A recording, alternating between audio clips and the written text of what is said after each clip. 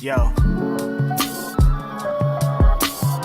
It's Grapsody with Will, Phil, and Reg, trying to keep it real instead of what you usually get from these talking heads. It's Grapsody, we're here to fill the void. 3 black fans, different perspective, gotta fill your voice. Coming with the podcast, talking majors, indies in between. Yeah, it's all that, and we're down with Fightful, better fall back. Coming for respect, we connect like a ball bat. No need to double check, these are all facts. You're listening to us talk raps. You're listening to us talk raps. Will, Phil, and Reg. Yeah, we're Grapsody, here to talk raps. Yeah, we're Grapsody, here to talk raps. Yeah, we're Grapsody, here to talk graps. Always. Welcome to Grapsody. I'm Will Washington, and I'm not alone here. I'm also joined by Mr. Philip Lindsey. Church, people were looking for Sunday service. We are here. We are. It is Sunday. It's Sunday. It's Sunday. It's not Saturday. 3 times. Yeah. There's the alarm. There it is. Yeah. I mean, I'm not going to lie. As you can see, I'm in a hotel right now, and it took me a little bit to get out of bed because I didn't even go to sleep till like 4. Damn. What are you doing? Partying in Cali doing, man? And it's 9 here, so. No, I had fun. I had a fun time. It's Sunday, and I got to watch Summerslam last night. You said that was a fun time. Yeah. Look, here's the thing. There it goes. I got my here's the thing out for Here's the the episode. thing. We already kicking it. Here's the thing. I enjoy watching wrestling with other people. No matter what, whenever you're watching wrestling with other people, it's always a much more fun experience. And so, shout out Denise for throwing a SummerSlam party. And, it's like if you're watching something you don't enjoy, like at least you got people to talk to, right? Like you're not just sitting there like miserably enjoying shit. You didn't enjoy SummerSlam, sir? Is that what you said? Look, overall, and I tweeted that overall I thought it was a pretty good show. SummerSlam thoughts right out the gates, just like the thing says. But that's not to say that I loved everything. I couldn't love everything. All right, now you gotta love everything. It has to be the whole thing. That was the best complete show, top to bottom, in the history of shows, especially this year. And look, I feel like if you say that, you are doing a disservice to other... Like, if you're a big WWE fan, fine. I get it. But even as a WWE fan, and keep in mind, because... I know. I see my quote tweets, folks. I recognize... We all see your quote tweets. Yeah. I recognize the perception around my fandom. Fine. I don't care because I know what I like and I'm not going to hide that. But you have to keep in mind, this didn't just come out of nowhere. I didn't just suddenly decide that, I don't like WWE. Like, I've been watching this shit for 35 years, right? I'm saying, bro. There's still, to this day, no promotion I know better. Like, when you talk about Will's good at remembering stats, remembering dates, remembering all that shit, WWE is still the promotion I know better than anything. The promotion in which you would talk about cities in which events took place. Name a pay-per-view from... I'd say my knowledge is pretty good for about 97 on. I could probably tell you where it took place. I'd probably tell you its attendance figures, the main event, all of that shit. There's still no promotion I know better than World Wrestling Entertainment. So when I see somebody come at me with I have an opinion on WWE, and they're like, oh, it's just because you like AEW. Like, no, this is from years and years of watching this shit. But either way, my point here is that if you as a WWE fan liked last night's show, and I liked last night's show, I said that. Good. I think you should, because we're in agreement. But if you're calling it flawless, I think you're doing a disservice to other shows. Flawless. You're doing a disservice to the word flawless. But you're also doing a disservice to other shows WWE has put on this year, because I've actually thought other shows are better. I actually thought Hell in a Cell was a better show. And I thought that WrestleMania Night 1 was a better show.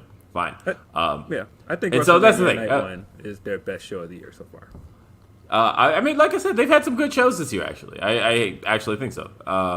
Yeah. And I think one of the things that even Vince McMahon era WWE, and that's a weird thing to still say because Vince McMahon era, Vince McMahon era WWE was still doing just fine this year, other than a few outliers was pay-per-views or premium live events, right? The PLEs were all doing just fine. I'm gonna keep it a stack. I think the thing that I'm not excited about yet about SummerSlam is they never really stopped being able to kind of produce a dope PLE. Like when Takeover was lit for a long time and the rest of the shit wasn't good, it was still like, well, we're gonna get that Takeover.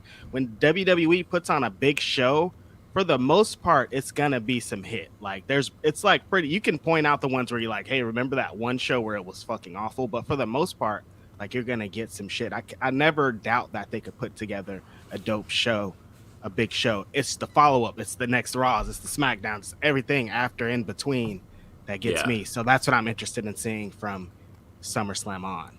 Yeah, and me too. We got and don't forget, leave us a thumbs up, and also leave us your super chats, your humper chats. Help support what we do here at Grapsody. And I'm Righteous Reg too. I'm here too. Favorite rapper, your favorite writer, your favorite podcaster. Sunday morning, we're all tired. It's like, what do you want from us? I know it is Sunday morning. Did you guys have a good Saturday night though? It was watching SummerSlam, so I mean, what's their definition of good? It was cool. It was. I'm trolling on the SummerSlam thing. The show was not trash. That's my review. That's the best review you can get. Especially from me. Wait, man, because I know this last pay-per-view elicited some reactions.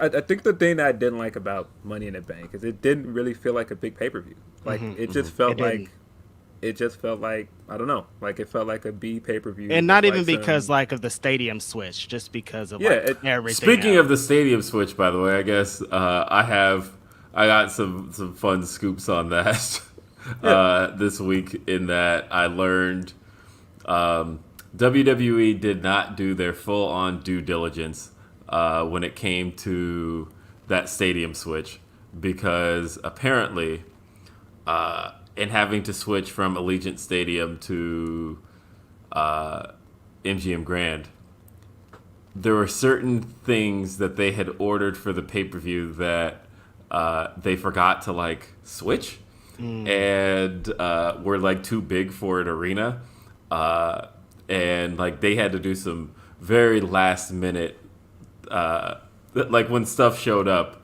it was like too tall for the building. They had to do some very last minute. Like, we can't even get it in there, dude. Oh yeah, there was some stuff they had ordered for the event that they kind of like forgot about, and it's like, oh shit, this isn't gonna work. I learned that this week, and the hassle around getting it, and it was gotten, but this is, I don't know. This was a crazy week. This was a really crazy week. And shout out to Johan, who says, Will, you're not alone. I don't get Pat McAfee either. I'm so glad someone else feels that way. Toss between him and Graves for worst commentator. I'm not going to say worst commentator. I wouldn't say that. I don't feel like that about Pat McAfee, but I do feel he has ruined Shinsuke Nakamura's entrance. I feel like, you know, if you're into like the dorky white guy who's like, not cool, but I guess him not being cool like makes him cool to some people. That's fine. But like it has like objectively to me. I guess I can't say objectively because people like it. I say when I see people who are like, look at how into Shinsuke's entrance he is, and I'm like, no, he takes the attention away from the coolness of Shinsuke's entrance. Like it's like here's dorky. He is raisins and potato salad when Shinsuke comes out. We should never be focusing on an announcer when a wrestler's making it. When an announcer is a part of your entrance, that's weird. So yeah. So, I mean, it is. I think that honestly, like the Shinsuke dancing on the table stuff, like that to me is is lame, and It is. And like I said, I feel like it takes attention off of Shinsuke, who at one point had the coolest entrance in professional wrestling. You know, when when those opening notes, and they already took away the opening notes away, but when those opening notes would hit, and the lights would go out, and then you'd have the flashing. They don't do like none of the cool shit they used to do with Shinsuke's entrance anymore. They're just like, here he is, you guys. No, look, I get to a degree why people like McAfee. I get that people feel like he makes the show fun because he's excited and that gets certain people hyped. It ain't really my cup of tea, and I've said that before. I won't go into more because I feel like people won't like some of my takes on it. But yeah, I think McAfee is fine. I thought he wrestled a good match last night. Ooh, that's where we're gonna disagree. Really? And yeah, so we'll talk about that. And so SummerSlam. Yo, I saw a tweet that said people are really mad at Will Smith because we ain't heard "Summertime" all summer. No, and I for thought about it. I was real. like, yo. They trying to get Will out of the summer, they trying to get too? him out. I haven't heard it once. I've heard it this summer. They got my buddy out of here. I have definitely heard it this summer. Did you guys watch I haven't that, heard it at all this Did you summer. guys watch his little apology video that he did? I did not. I did. Man. Will. Oh, man. Yeah, there were some things to unpack here, especially like, why the fuck are you apologizing, bro? On Well, camera, like, come on. I get why he's apologizing. He's right to apologize. I know Yeah. he's apologizing, but he shouldn't. Like, you get to have a nigga moment. Like, you should have just came on the video and been like, nigga moment, and that was it. And we would have been like, oh, yeah, I got you, bro.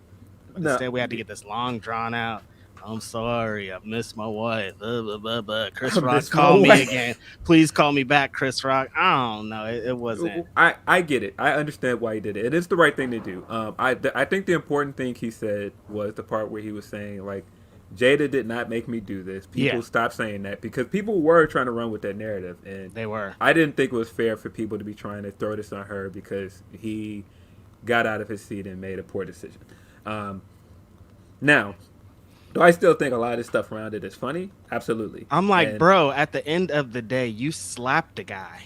Man, listen, That's where I get to. Like, people are dead. There's people that shoot people. There's people that there's fucking war. There's fires. There's all kind of shit. And you slapped a dude.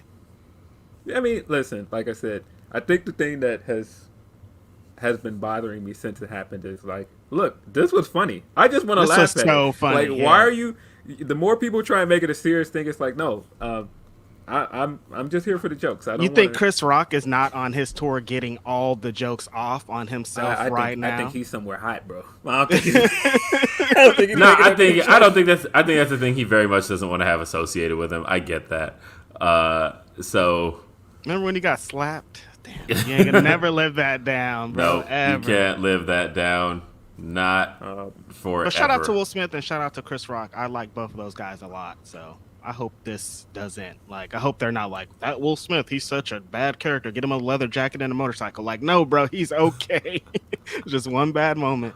We're gonna move on from here. Nah, man. Will, come on, man. Will is a legend. Regardless of this, he's a legend. Chris Rock is also a legend. Yeah. I thought about him immediately when the Desus and Mero stuff happened. Yeah. I was like, dang, first the Fat Boys breakup, man. And every day I wake up. The Desus and Mero shit's crazy too, man. I thought they were gonna, but it's also not crazy when you kind of, like, people just grow apart. It's like, what the moral of the story is, me getting into it, is just like, they're just two different dudes. One of them has a family, the other one's out in the streets. Like, it's just two different vibes, and they weren't gonna continue to be those guys forever. So they were just like, we're good here. Hey, Ryan Ben says, first hour, wow, second hour, and third hour, what the? Yeah, that's how I felt. I mean, we'll get into it. We're gonna get into it. We're gonna get into it. I mean, so we got another one. T. Smitty says, unlike Vince, Trips brought in EO, new spelling, and Dakota with clear direction. One possible changes could be subtle, like non-title women's feuds at PLEs. Yeah. Max says, Will, I'm glad that you're okay after the beating you took last night. What was funny was I had been planning that bit like pretty much all week. The bit where I start the SummerSlam post show as Denise, and then Denise comes in, and she's either gonna like punch me, super kick me, like that was the plan, right? But like what I just posted earlier, the thing that wasn't planned for was the chair falling on me. And so she comes in, she hits me with her purse, and then I was just supposed to like fall out of the shot. But then like as I like fall out of the shot, her chair like falls over on me and like falls on my ankle. I like crawl out of the room, and she's just dying laughing. It was great shit. It was nice bit. It worked out. Yeah, it worked out. It ended up being funnier than like I think it was ever supposed to be. Added in a little bit of Darby Allin element to it. It sounds like there. Yeah.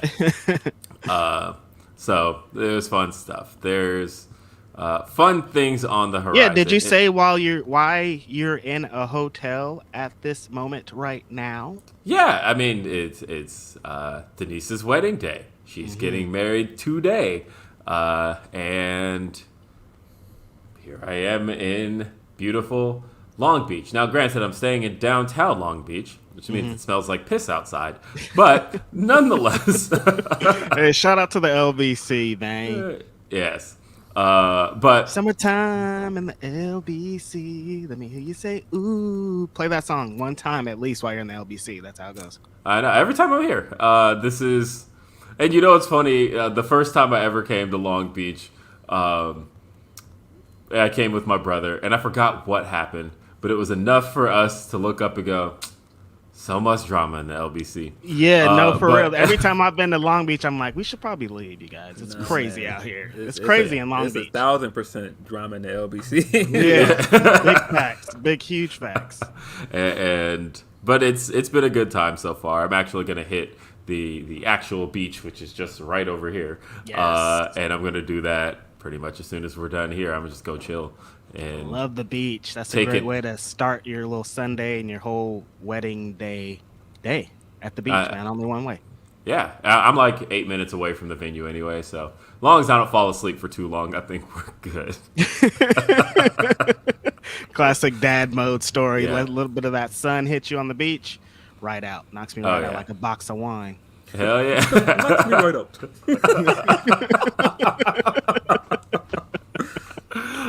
But yeah, like everybody's here. Sean just got in town. He flew from Nashville out there. He's on the Sean run. Pull it up. Look, After that man. He pulled up. That man is flying back to Nashville after this For the Nature Boy shit. I don't think I need to find out why he's flying back to Nashville. What's in Nashville for him to go back for? He's flying back like right after this. No, Nashville looked kind of lit though. I'm not even mad about it. It looked like they was going crazy out there. I told y'all on the show. I really thought about going for a minute, but plans changed. Certain things happened, so I'd end up going. But probably not like you ever have to leave your damn place to watch wrestling. So yeah, that's probably why it doesn't matter. Yeah, I don't know. I'm glad I stayed home this time around. I could have gone, but I like the stadium thing. I just still like. I saw a bunch of people upset on Twitter last night saying they couldn't. There were some lights. They were like, turn off these lights. We can't see. There was a point. I went to one WrestleMania that was like that too, or like a pillar's blocking. Like there's always some. It's just too much. Like it looks great and it sounds. I don't know. The sound is not the greatest, but it looks really great. The stadium, they were very smart about shooting the stadium because and that long ass entrance. Well, not just that, but there was only half full, and the entire other side they had tarped off. So it was. They made it look good though. It was just the camera side. Well, like there were certain times where they did like this aerial shot, and it only moved like 2 feet. And then they like didn't get the rest of it. And there was a time during Bianca's, I want to say like right at the end of the match where they almost caught the other side of the venue, but everybody who was there said the same thing. It was like, yeah, pretty much there was nobody on the other side. So as far as stadium shows were concerned, it was a well-attended one. Like the thing is, just that stadium, one of their lowest. It was one of their lowest in terms of just like visual, the visual aspect of it. Like they were like, this is the first time being at a stadium show that looking at the other side of it, all we saw was tarps with the WWE logo. and we didn't. But really shout see out to them. They got almost 50K still, and they did look how many they did for WrestleMania. Like they're still, those are numbers. Like regardless, you know what I mean? So yeah, for sure. Them. That's a big stadium. So I mean, it's not like not being able to fill up that big stadium isn't like this horrible thing because it is a huge stadium. It is, and the card they announced didn't like help. So, it didn't set the world on fire, but it did look good. I am a fan of seeing wrestling in outside venues, and it did outside look is good. always cool. It did look good when it first started, and it was still sunlight out. But it was cool. It was a cool visual. Yeah. I guess I'm I'll be the outlier here. I don't like stadium wrestling at all. And I think it's like my least favorite change to WrestleMania. Like, I miss WrestleMania in intimate settings. Like, the last WrestleMania to be? Bro, that's dead. It's been I know, right? Man. Like WrestleMania, what was it? 22 in Chicago at Allstate Arena was the last one to be in an arena. Get back to the Mecca, WWE. I saw that Philly announcement. What y'all doing, man?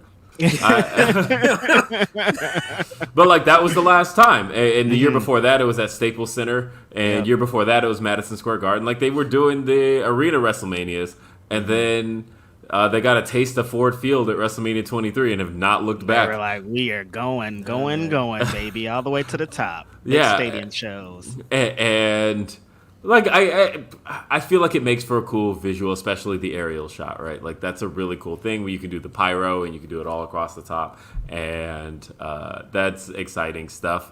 But like, it sounds the worst. I guess not anymore now that they can use Thunderdome sounds. But, I've seen some people's where their seats are, and it's like, are you even at the show, bro? Like, you're at another stadium right now. Like, it's crazy. I'm saying, so like, there's some pluses, but I think for me that minuses outweigh it because I just don't. And then like the wrestlers always say, like the sound sucks. Yeah, you can't hear it. It's just it's a cool visual, but that's pretty much where it stops. Yeah, the wrestlers have all said the same thing of like, once you're in the center of that ring, the sound in a stadium travels upward, not downward, like it does in an arena. And so like all the cheers they take a second to get to the wrestlers, and then in a sport where it's all about the reactions. It's all about getting that, hitting something and then feeling the moment. That when there's a delay with it, it's just not the same. Yeah, when I interviewed Lashley for PWI, I was asking him about like how they got back to after the pandemic, how they got back and how it felt to be in the crowd. He's like, it feels good when you have the entrance, but he's like, as soon as you get to the ring, like it's hard to even hear what they're saying, what they're doing. Like it's hard to hear all the stuff you think I would want, you think I would be able to take in, but he's like, it's like so much going on. It's pretty much just me and the other wrestler and the referee in there. Lashley, by the way, who is over like a Rover. Yeah, man is over like Rover. And one of the reasons that's so cool, I said this on Twitter yesterday, is that it is not for lack of trying in the other direction, because the stuff that man is over thinking about just in this run, having Lashley sisters, the Lana marriage, him or Max Caster can't live that sisters thing down. Bobby's favorite pose, right? Like that man was bending over and showing his ass hella every booty week. gifts. Yeah, and yet that would have ended a lesser man, but Bobby Lashley has overcome all of that. And shout out MVP, because a big piece of that was MVP coming back into the fold. Business. I don't know what would have where Bobby's run was headed when it was just when he had Lana in his corner. But who knows if without MVP, if this all, because I'm sure MVP not only on camera was in the back being like, Bobby Lashley's that dude, so he was like playing his manager, playing his guy, and like getting him to be in the position that he's in now. So yeah, absolutely. I think he played a big role there, and that's really cool. So we got a couple of Humper chats as well. I can't bring those up on screen because it's on my iPad over here. But let's see. We got Chris Hockley sent this one. He says this was really to the overall Fightful community. He said, Sean, thanks for creating a community that cares more about more than to take money from assholes. Thank you for being unambiguously an ally. It means the world to me as a trans woman. So shout out, Chris. Awesome. And mine's going to be SRS. Thank you for pulling up on people and showing that and keeping that same energy and seeing if they keep that same energy when you pull up on them at a convention and then they don't. Shout out to SRS. Hey, like it's really fuck around to find out here. For real, like, are you about that life? Like, keep that same energy. Is that energy gonna be kept? I'm gonna see. And hey, Reg, he told y'all like a couple months ago. Reg went off right when he was talking about talking about Dallas, and it was like we didn't see nobody in Dallas. No, we didn't see anybody. No, we were kicking it. We were having a great time, drinking and eating. And nope. I didn't hear no old boy. I ain't hear no Cameron. I ain't see none of that. I ain't see no action. We were having a great time. We were at brunch and shit. No, it was absolutely a great time. It was sunny outside. It was all smiling faces. I heard certain stuff said after the fact, but I don't really care about after the fact. No, we don't care about that. Yeah. Well, so what's up with this next one? Are we all going to New York City or what? Like, I'm thinking pretty hard. The Grapsody boys might to have a meetup. I'm ready to go. What you looking like, Will? I'm like 60% there. I will say that. Which means you're 100% there. If you're anything above 50, you're going. So I've got some irons in the fire as well, and I'm really happy about those irons. And if I don't get to see those in person, I'm still very happy that it all happened. That said, it's Spirit Week for my kids, and specifically, it's my daughter's first Spirit Week. Because school is like right back in at that time. School gets in like 13 days. She has orientation on August 10th, and then after that, she's like back in full the following Monday. They got picture day on the 17th. Like all of a sudden, everything is just happening so quick. She's asking me to get her hair braided for picture day, and I'm like, I gotta find somebody to braid her hair, and all of that. She's already bought the extensions, and they're just sitting. Man, she is like way ahead. 2 weeks. She's way ahead. Up. No, I told you guys last year that I got my daughter a credit card. Not a credit card, it's a debit card. And pretty much so I put an allowance on it and all of that. So she can buy online now, which is a scary thought. But I get alerts every single time she uses the card. It literally, I will get. And the hard part for that is that, when you get a Chase notification, if you have Chase or whatever your bank is, but you get a bank notification, your first thought is like, oh crap, overdraft. And I'm like, no, that can't be. And I look and because I just get the alert, and then I look down and it just says Veda has used her card at Starbucks, and I'm like, okay, it's fine. But now, she like bought her extension. She's just like, Dad, I just need you to find me somebody to braid my hair. And tough job. I know. Here's the thing. I used to be really good at this, and I should be better at it because now the internet exists. Because she had her hair braided, 2 years ago, and the homegirl, Ashley, she did a really good job with it.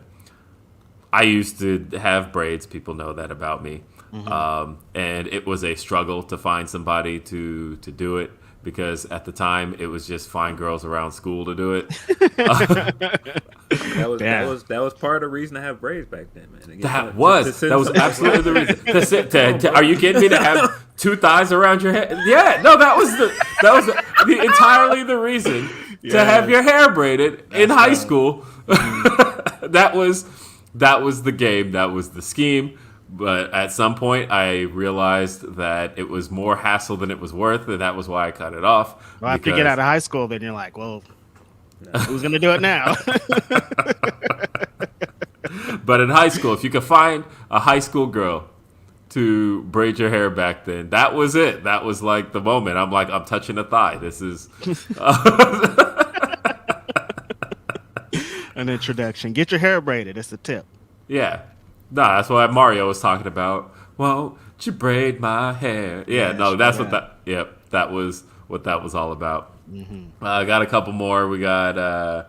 Let's see. Van Twinblade says, that bastard from Know Your Ropes podcast wasn't content with corrupting Mike Outlaw. He had to take Raheem from us too. Who will stop this evil? Who will save Glory Pro? They slayed our dragon, but we must fight on. Sunday was amazing. Check it out, y'all. Yep, you can still watch the Glory Pro show for free on YouTube. Check it out. It's a good show. And Jennifer said, happy Sunday, weekly love and appreciation. Let's scroll off my screen. Hold on a sec. Weekly love and appreciation. Thank you guys for being you, gents. Thank you. No Appreciate Name, you, Jennifer, always says, showing some love. Yeah, No Name, like Chicago No Name. Shout out to No Name. No Name says, showing some love to the Grapsody boys in the Sunday. Hope you guys are having a good day. Of course we are. I just woke up. And that's kind of why, if you saw me on the Summerslam podcast, I'm wearing the same Tribe Called Quest shirt I was wearing then. I literally just rolled out of bed, and I'm like, I don't want I'm glad you brought that Tribe Called Quest shirt to Grapsody. Yes. Thank you. Dope shirt. Man, yes. I listened to this Consequence on Drink Champ, speaking of Tribe Called Quest, and he was giving up Tribe Called Quest tea, and I was just so sad, man. I just want to say that, man. Shout out to Tribe Called Quest, my favorite rap group ever. There was some turmoil, but y'all still fucking did Midnight Marauders and a Low End Theory, and we're gonna have those albums forever. So Fife was absolutely not feeling certain things. If you watch, if you watch the Rappaport documentary, great. He was not feeling Q-Tip for a minute. You can watch that for free on Hulu, and I didn't know. It just recently got on there. If you never seen it, definitely watch it. It's very sad at points, but Tribe Called Quest, shout out to them. Shout out it is a great documentary. I'm not a huge Rappaport fan, but no, I hate that he was the one that produced it, but that's a great documentary. I know he's one of those guys who I just feel like shows up to the cookout and like he's big culture vibes. He's Pat McAfee. That's probably he's not. Is he not Pat McAfee? Is he not? Oh, man. That's all I'm saying. Hey, y'all both are pulling up with that white-ass choir to try to have... Listen, I'm saying, bro. That was the whitest choir I've ever seen. And like when I saw it, I was like, yo, what is this? And I was waiting for like a or like some mothers or some grandmas in the background. Nah, this was straight whiteness in that choir. Waiting for a Thea type to come from the back and just lay it down. I was waiting for some Benjamin's of those. Mom, for the ones who don't know. I was waiting for some of those vocals you hear when it's going to a commercial break for rock. No, I didn't hear none of that. It was just like straight whiteness, man. The bro said rock. Oh man, I miss rock. That was whoa. Shout out to Rock. You know what? By the way, thinking about Rock, and for those who don't know, we're not talking about The Rock. We're talking about the show Rock, the '90s sitcom that eventually went live. By the way, which was a big part of the appeal of Rock. They had that one episode seasons. where there was like a shooting. That one was sad, man. It's like someone got shot through the window or something. That's the episode I think about more than anything else. I think about that specific episode. Yeah, that one set the black community on fire right there. Yeah, I know. I think about that episode more than. Was your brother ever on there? No, he wasn't ever on Rock. But again, like I said, the thing about that show that gets me, Rock was the title character. He's played by Charles S. Dutton. Mm-hmm.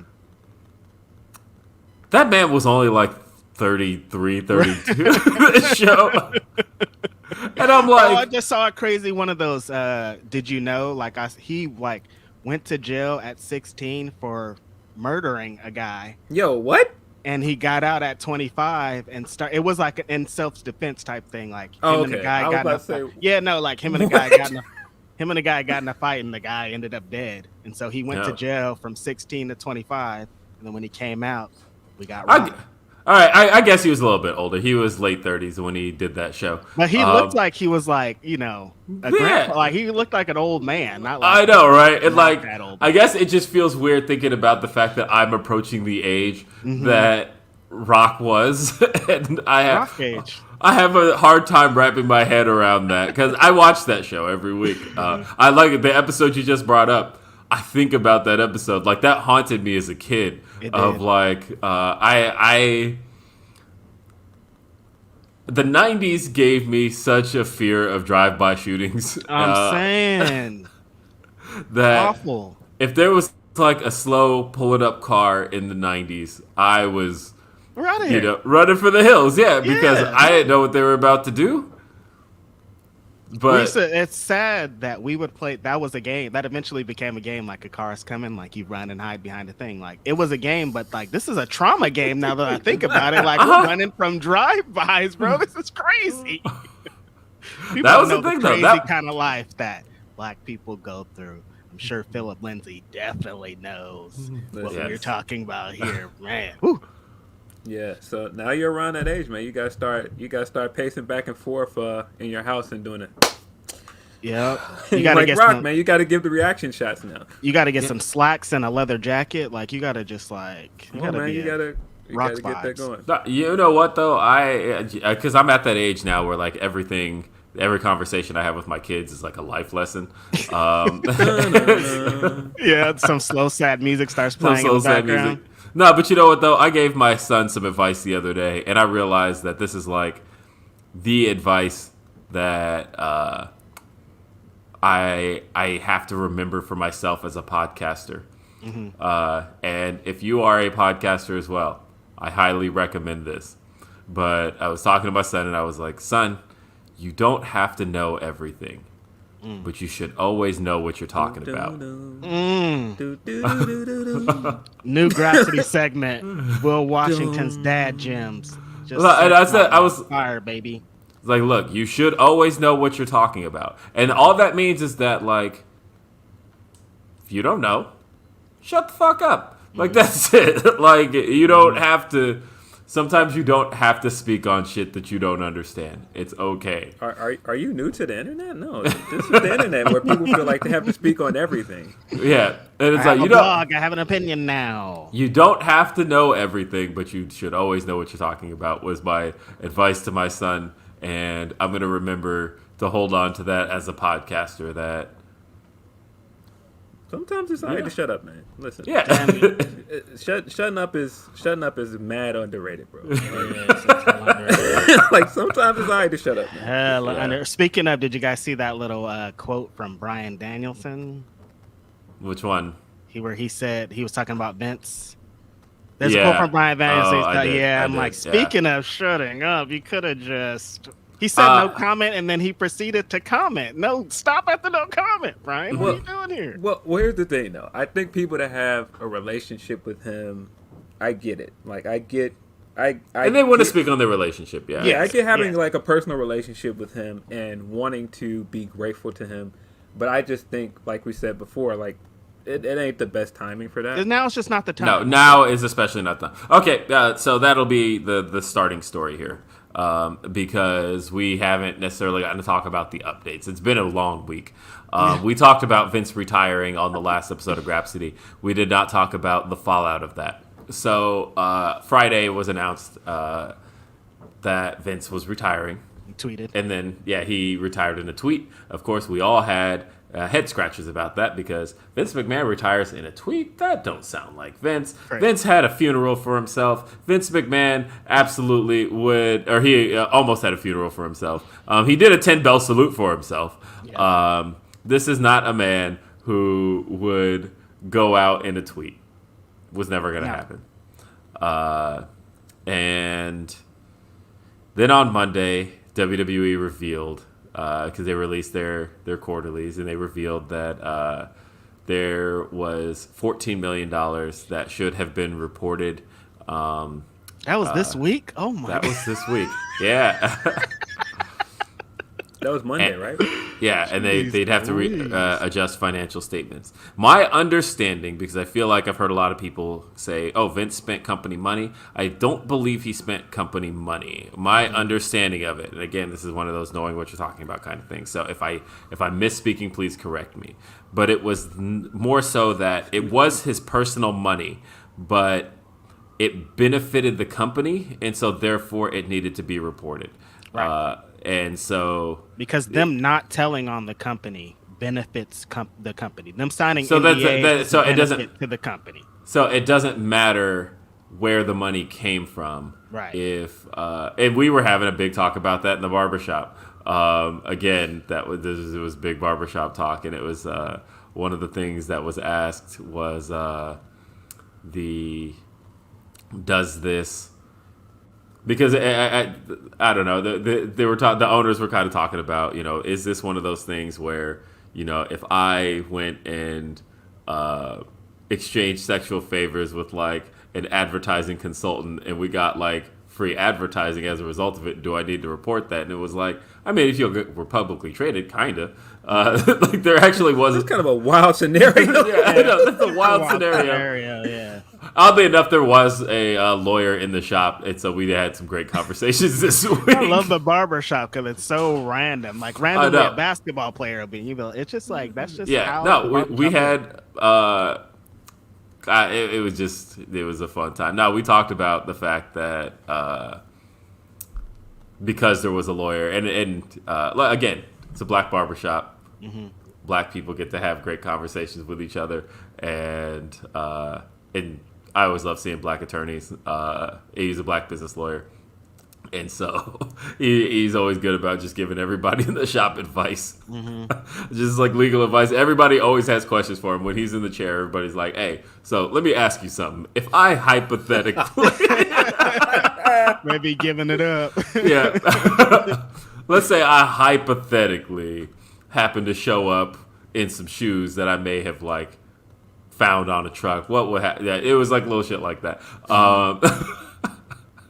A shout out Charles. He says, Reg, as a PWG fan, what do you think about ROH saying ROH world title is Claudio's first? PWG's world title has an amazing lineage in the last 10 years. I agree, especially when they have so many PWG champions on the roster. Like half of the PWG lineage exists on the roster. So to just and the guy saying it is part of PWG. So it's like, it's crazy that they're going to just erase that. I don't really understand it because they brought up PWG before. Excalibur's talked about it many, many, many times. So I don't really understand it, but I see what they're trying to do. They're just trying to add prestige to Claudio pretty much. It's not really about, it's not really about PWG. It's more about Ring of Honor. It's a TV thing. PWG is not like a televised promotion. Exactly. So I think that's what they mean by that. Yeah, exactly. Let's see. We got D-Lo Diggs says, sup fellas, here's a humper chat about to go in the lab. Quick love. Thank you, D-Lo. Shout out to D-Lo. Like, you about to rap in the lab, or like what kind of lab you about to be in? Like when you say you're about to hit the lab, like it could be like I'm about to drop these bars on him. Pedro says, happy Sunday, Grapsody. Hope you guys are doing well. Can we talk about the biggest match of the weekend? Stokely Hathaway versus Wheeler Yuta slap boxing for the pure title. How are you going to do? How are we going to do Stokely like that? That man needs a rematch. What a welcome addition to the roster. Like, he produces his own segments, and his backstage segments are hotter than anything he does on TV at this point. Just like when he was in NXT. And like, you're like, every week, you're going to get a great video. It's been like that. He's interacting with everybody I figured he would interact with, and it's all been great. What a guy, man. Yeah. Incredible. Stokely's great, man. Stokely's great. Let's see. We got One Sweet Chris says, hope y'all are having a great Sunday, fellas. Low-key, I hope WWE doesn't become good again because I can barely keep up with Dynamite and Rampage, LOL. I was not expecting it to go there. I was like, whoa. No, I would never hope for bad wrestling. Let me tell you. I didn't hope for it. I kind of agree what he's saying, man. It's hard to keep 9 more hours of. I accepted that WWE just wasn't for me. And you start doing some shit that's for me. That means I'm gonna go fucking watch your show, man. And I mean, I we're want it done to be here. good. I don't want it to be bad. Yeah, no, definitely. I'm kidding. I have always said I want WWE to be a great show. Like I feel like WWE incels at the Sun, Vincels, as I like to call them. WWE is the best wrestling show in the world. We shouldn't even want to watch another wrestling show. We should only want to watch WWE because they have the most money, they produce, they have all this stuff. Like that's how it should be. It'll never be like that. But I'm saying like they have all the tools to make me want to watch the show. So that show last night was a step in the right direction. There's a lot of things that weren't stepped in the wrong direction, but baby steps. I'll say this. I think that like all good wrestling is a good thing, I think. Yes. But I do think that if you've made defending bad wrestling your personality, then how do you draw the contrast when it does improve? Right. That's my question. I feel like and some people did draw that line in the sand, right? I saw people on Monday when it was announced that because going back to the story, the biggest thing that came out of the Vince McMahon fallout of him no longer being the head of creative, like he was completely out, and that the Wall Street Journal reported that his resignation from the company, and the company filed it as a resignation, not a retirement. That's a big deal. And they said very it was different from that tweet. Yeah, they definitely said it was hastened by the allegations and the investigation's findings. I mean, and we there's pretty much had yeah, that feeling. we all kind of knew. But the biggest story to come out of it, and all the excitement Monday, was Triple H's head of creative.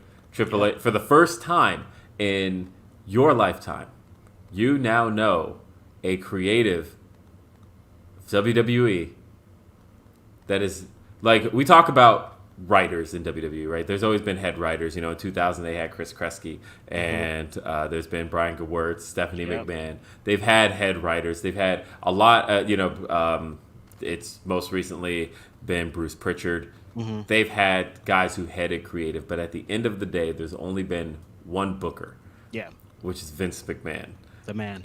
And all those ideas, everybody you just named, they had to go through everything. Every single one of them. One band, one sound. The buck stopped at Vince, and the main ideas came from Vince and went back to the writers. At the end of the day, you had one booker in WWE, Vince McMahon. And all of a sudden, he's not the booker anymore. He's out. So we've never. This week is the first time we've ever seen WWE shows produced without Vince McMahon as the head of them. Ever. We are in uncharted waters. What does this mean? I don't know. I have a feeling that at some point, this is my gut feeling, and maybe it happens today. Maybe this show becomes very outdated very quickly. That now that SummerSlam's over, execute Order 66, and like all the Vince heads just get taken out like immediately. Yeah, thanks for your guys' work. That was it. I won't see you on Monday. And I say that I've worked in the corporate environment for the last, I don't know, my adult life. So like I know the corporate structure. I know how it happens. I've seen regime changes, and the biggest thing when it comes to regime changes, my bad, I'm sure you guys just heard my Outlook happen because I'm on my work computer. Matter of fact, we're just going to close Outlook. Yes, we want to close all of that. It's like, do you wish to save changes? No, I don't want any of that. No, don't want to work today. Yeah. So we have, so every time I've seen a regime change where the leadership changes, usually the person at the top immediately goes ahead, and maybe not immediately, it usually happens within a few weeks, but they want to start installing their own trusted people. And it's because, and I get it, because in that respect, you want to make sure you lead the team the best way possible. Right. And you don't want to lead the team, you don't want anybody on your team who's not leading in your vision. And at this point, Hunter is under no obligation to keep Vince's vision going. Zero. Other than maybe getting some side eyes at Thanksgiving. Like, he is under no obligation the piano from Layla is absolutely about to start playing, and all of these people are about to get up out of here, man. It's definitely going to be like the Goodfellas scene when Jimmy was like, "Nah, I told y'all to stop spending. Let me get y'all up out of here." Yeah, and like I said, I feel like it's about to start happening, and we'll start seeing the Hunter people in place. And we've already seen Hunter's effect, because let's talk about SummerSlam. SummerSlam saw changes right off the bat. Like, I think the beginning of this was exactly the pace that he wanted to set. You know what I mean? Yeah, because immediately Hunter told people, "Nah, I didn't agree with those releases." And here's where you're going to see that people that were possibly going to be let go. That's all people jumping at the EO story that, Dave Meltzer reported EO had 1 foot out the door. And they're like, oh, look, EO's on SummerSlam. Clearly that's not true. Here's why you have to understand. Anything that was reported before a week ago, it's a new game right now. Because Io Shirai not wanting to work on Vince McMahon's main roster is not the same anymore.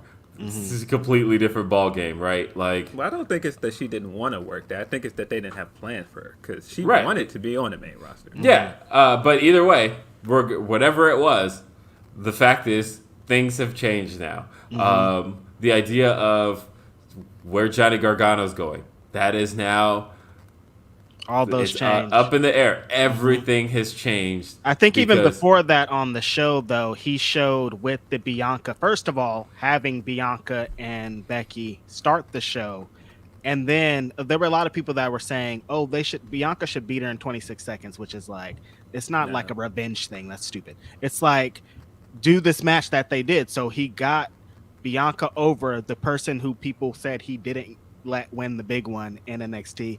Let her have a great match. Let her get a big win, and then hit him with all those big giant, And let me say that one of the reasons I find that silly, the whole like, oh, Bianca should beat Becky in 26 seconds. Guys, I promise you, if you have the option for a great match, always take the option for a great match over doing some petty shit. Like, at the end of the day, I just want to see great shit. I didn't want to see 26 seconds a year ago, and I definitely don't want to see it now. I don't want to see that as her revenge. No, I want to see her beat up Becky for a while in a match. And those are great wrestlers. Bianca and Becky, who would have guessed that at this stage, I think Becky might be other way around. Because it's not really a big statement to say that. I was going to say Becky, easily Bianca's best opponent to me. I know Phil prefers the Sasha match, but honestly, I liked WrestleMania better. I thought that WrestleMania had a little more intensity behind it. And I think a Sasha match could have had intensity behind it. I think had the SummerSlam plans gone through the way they were supposed to, I think with there being a little bit more of a grudge, because the thing about the WrestleMania match is it was two baby faces. And it was about more than intensity. It was like there were so many. It was more about the moment, and it was a good moment. But I feel like I was still more into the grudge of WrestleMania the year later, and because at the end of the day, there's still nothing better to me than the two wrestlers who despise each other going at it over issues. Right. And so when Sasha turned heel later, a few months later, I think Sasha and Bianca could have had that match, and I think had they had that match, it probably would have been the better one. But to me, I just love Becky and I mean, at this Bianca's rate, intensity. we still might get it? Question marks. We could. Again, everything's a game changer, because I know people would take the idea of Sasha not being with the company anymore and saying, "Well, here's more wrong reporting," and it's like, everything's off the table. Everything like, changed. Really think about the fact that Sasha Banks and Naomi, it started as an issue earlier in the day with Vince. And then they went into John Laurinaitis' office and put the belts on his desk. John Laurinaitis currently still on leave. It doesn't look like he's going to be back. His position's already been filled. Not coming back. He ain't coming back, right? He ain't coming back. Man. And Vince McMahon is out. The two main people that they had an issue with. Like, at the end of the day, not only is that a game changer for Sasha and Naomi, if they come back, they won. Yeah. Yeah, I mean, At the end of the day, if they come back, and if they come back as women's tag champs at that, Ooh. they actually won in that regard. That they essentially got to tell Vince, this sucks, we disagree. They got to tell John Laurinaitis, we're not doing this. And they get to come back with the belts in tow. If that happens, are you kidding me? They fucking won. I hope it does. No, I don't. Yeah, I'm lying. I want to see Sasha somewhere else. I'm sorry. I think the chances of them coming back are a lot higher now. And boy, I would hate to be Raj if they come back. Oh man, Twitter. Poor Raj. They are all gonna jump over him, even though like, I don't know. I did. People know I had a conversation with Raj. I do now know how he knows, and I'm very confident in the information he got. Yeah, say that much. So like, I don't think he was wrong at the time. I don't think he was wrong either. Things can absolutely change. Yeah. So, hey, J Blood says, this story about WWE employees being forbidden from trading stock currently is huge. It means they are privy to damaging company info that the public isn't yet. More to come. Very true. Yeah. I think with each breaking week, look, we still got. There's a real sports story on the way that is, and that's gonna be when anytime HBO gets some content, it's bad for you. Out here. That I've heard WWE was given a heads up on, and because that gets into the people that aren't privy to the story are going to be privy to the story when they can pull up their HBO Max and click play. You're out of here. When Gumble get out in these streets and start talking about it, it's different. You're a foul. But that's crazy for them to be like, hey, don't say shit. You can't trade your stocks, even though it's gonna be crazy out here. Ryan Sullivan said, wait, did I hear Reg say someone needs to keep that same energy? I knew he loved Nikita Lyons. Leave Ryan. Van Twinblade said, we in the grand line now, weebs. We got another from Tim Gordon. Says, well, a while back you mentioned AEW had 3 women coming in to help the division. Is that still on the table? Did that change? Changed. And I'll talk about that right. I don't know why that's so funny. I will talk about that. I will talk about that right now. The person I was referring to was Dakota, and that Sean just out here walked out on SummerSlam. Sean talked about this a little bit on Select, but I will. I'll use this show to say a little bit of what I knew. I knew a conversation took place. I know that that she very much had desire and hope to be there. And I know that there are women on the roster pushing for her to be there. And then I heard maybe 3 weeks ago, somebody from AEW had reached out to me and said to me that they had heard it was a done deal. And I thought, that's interesting because I kind of had... It's a really weird statement to make. I almost can't finish this statement. But I will say I kind of had a little bit of a mechanism in place to know if it was a done deal. And so I was like, that's weird because I feel like I would know that. And then... and so I inquired a little bit more with some people who would have been in the know around that situation. And I got... that's news to me if anything's a done deal with that. But I know there was desire. And so I was kind of more, I guess when I made that statement, I was more so speaking from a place of desire. But I had a conversation with Kate Hensler after we did Day After Dynamite this week, and she asked me about all of that. And I said to her, and she could attest to this, I said to her, Hunter's back, and like all bets are off now because they all really like Hunter. Yeah, well, and not just that though, but I said, at this point, Hunter can move and move quickly, and my gut feeling is that he is going to move on a lot of his people that he didn't want to see released in the first place. Yeah, so we a little bit earlier, the homie is talking about he doesn't want WWE to get better, and it's kind of like a joke, but it's real. But in all honesty, if WWE gets better, the whole wrestling industry gets better. If WWE gets better, if WWE's on top of everything, it'll stop other people from dragging their feet on things, and they'll start executing a lot quicker than they would previously. Now there's leverage on both sides. There's no time to waste because people know that WWE is a viable option now. It's not like it was. You could be 5'5" and get over there possibly. Life is very different. So it's going to cause a lot of faster things happening. It's going to cause it's going to be great for the wrestling business if their show gets better. That's pretty much it. Yeah.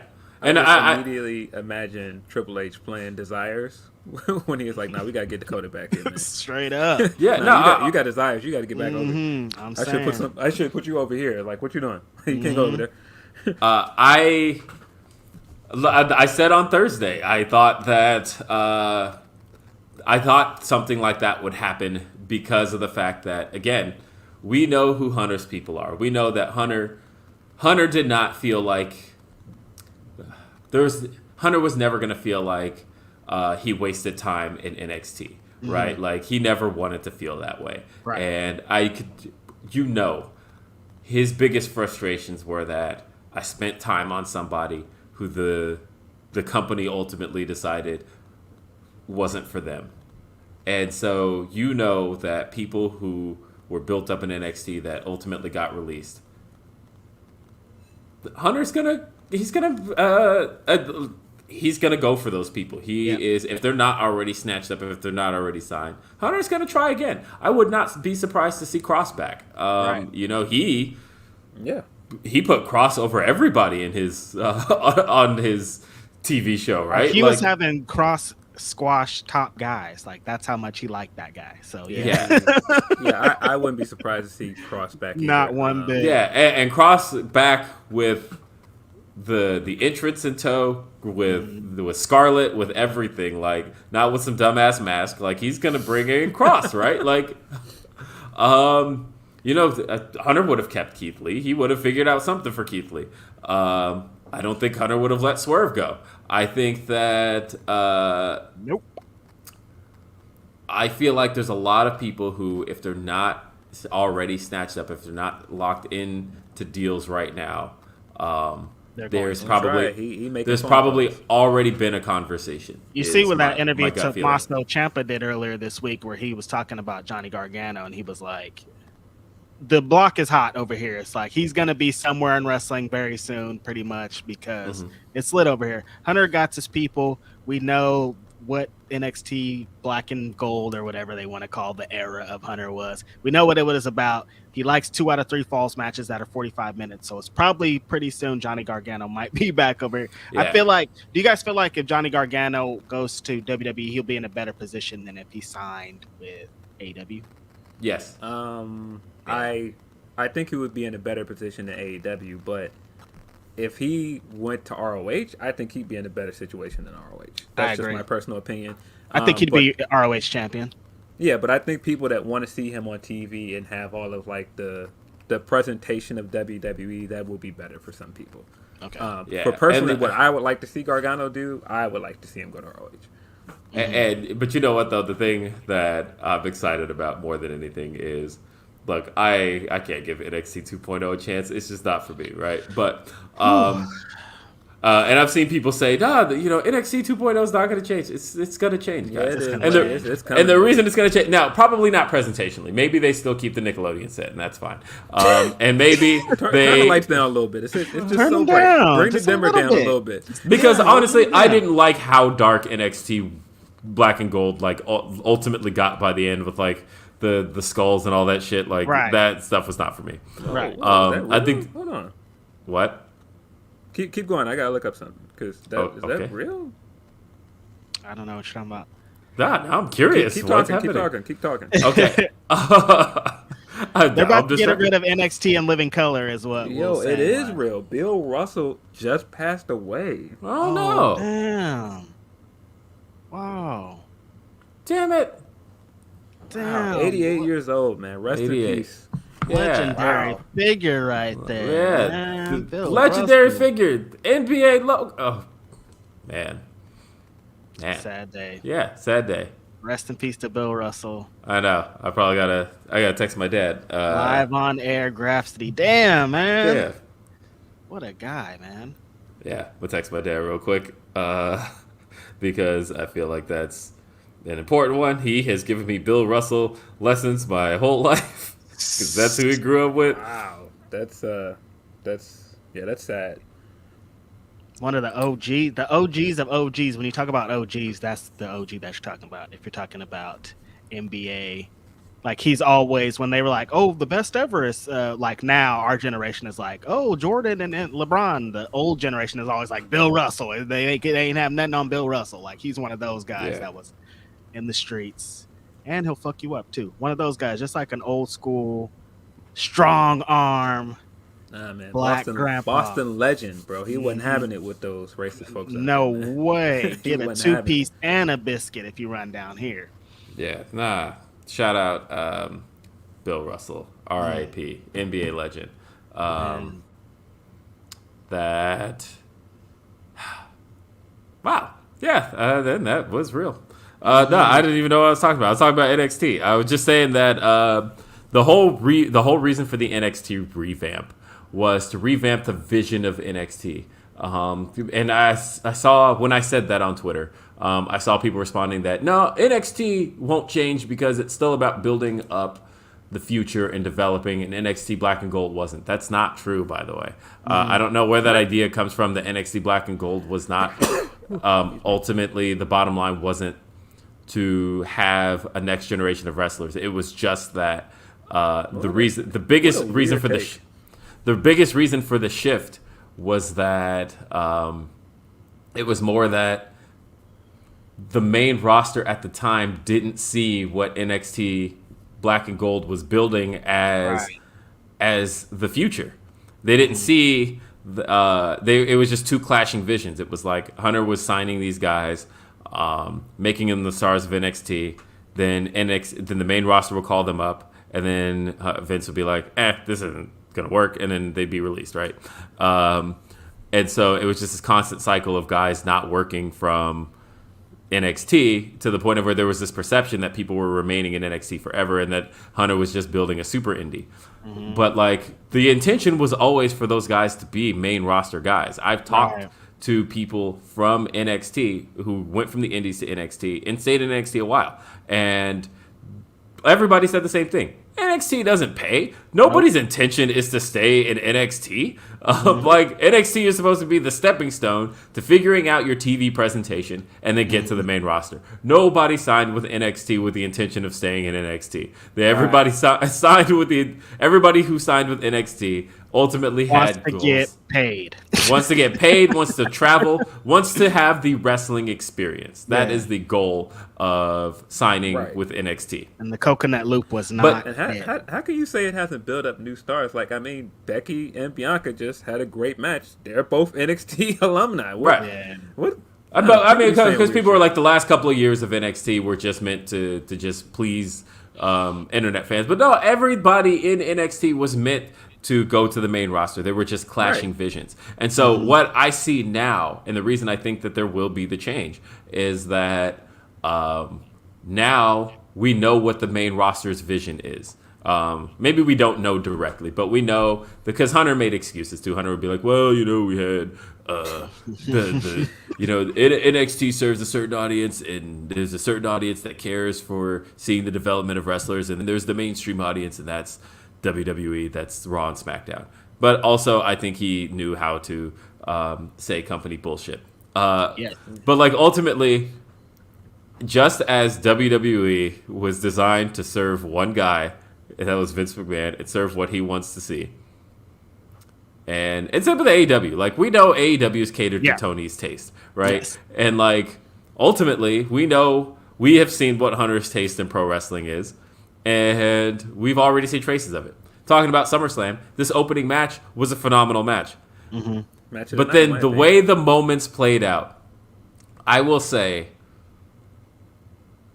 the stretch from the start of the match, the bell ringing, till that end stare down between Bayley's new faction and Bianca and Becky was the most takeover moment I've seen. That was an extremely takeover moment, right? Like, nothing else on the show really felt like this. This was the most Hunter I felt on the show, because this felt like something straight out of a takeover. How they shot it and everything, how they were shooting Bianca, like that, it was hell. Yeah. Well, like the idea of the because Takeover did a lot of that, like, play off of recognition kind of stuff. You know, give people those kinds of moments of like, oh shit, this person's here. And so, you know, Bayley's music hit. I was already excited. She looks amazing. By the way, she looks great. I think that's phenomenal. She looks so good. She has just been working her. I can't even say ass off because it's not true. But Bayley looks phenomenal. What do they say? Respectfully, Bayley is fine. Bayley looked fine last night. Shout out to Bayley. She looked happy too. She looked very happy. More than in front of. Well, here's the thing. Remember her tweets in disappointment over Dakota's release. If there was anybody pulling besides Hunter for Dakota to be brought back, you absolutely know Bayley had Dakota's back and had her ready to come back like that. And so there's Bayley, right? Bayley's music hits. But then, Dakota's music hits, and I lost it in my seat. I'm like... Same music. Vince McMahon would have gave them different music so we didn't know who they were. Same music that you know from NXT that you know is attached to these wrestlers. That's Hunter doing that. Yeah, I will say one of the things about Dakota possibly leaving, I didn't want her to lose her current heel theme because it's great. It's the same with Io. I'm like, yo, keep Io's music. Don't change it. It's so good. But no, I agree. This definitely had Triple H's fingerprints all over it. Oh yeah, all the way to the point of Bayley coming out and kind of being what Paige was when Bayley didn't come up, and they created, the submission sorority, which they had to change that was an awful name. Team PCB. Yeah. Team PCB. Yep. But no, it felt very similar to Paige being in a mentor role and bringing two people up from NXT, and that was a big part of what I liked about it. I thought the opening match and that segment was the highlight of the show, in my opinion. Yeah, it was great. The highlight. This was the best thing to happen on the show, and like I said, I loved it. The Io, and she's got a new name. She's now Io Stark. Io is Io Sky. Stark. Io Sky.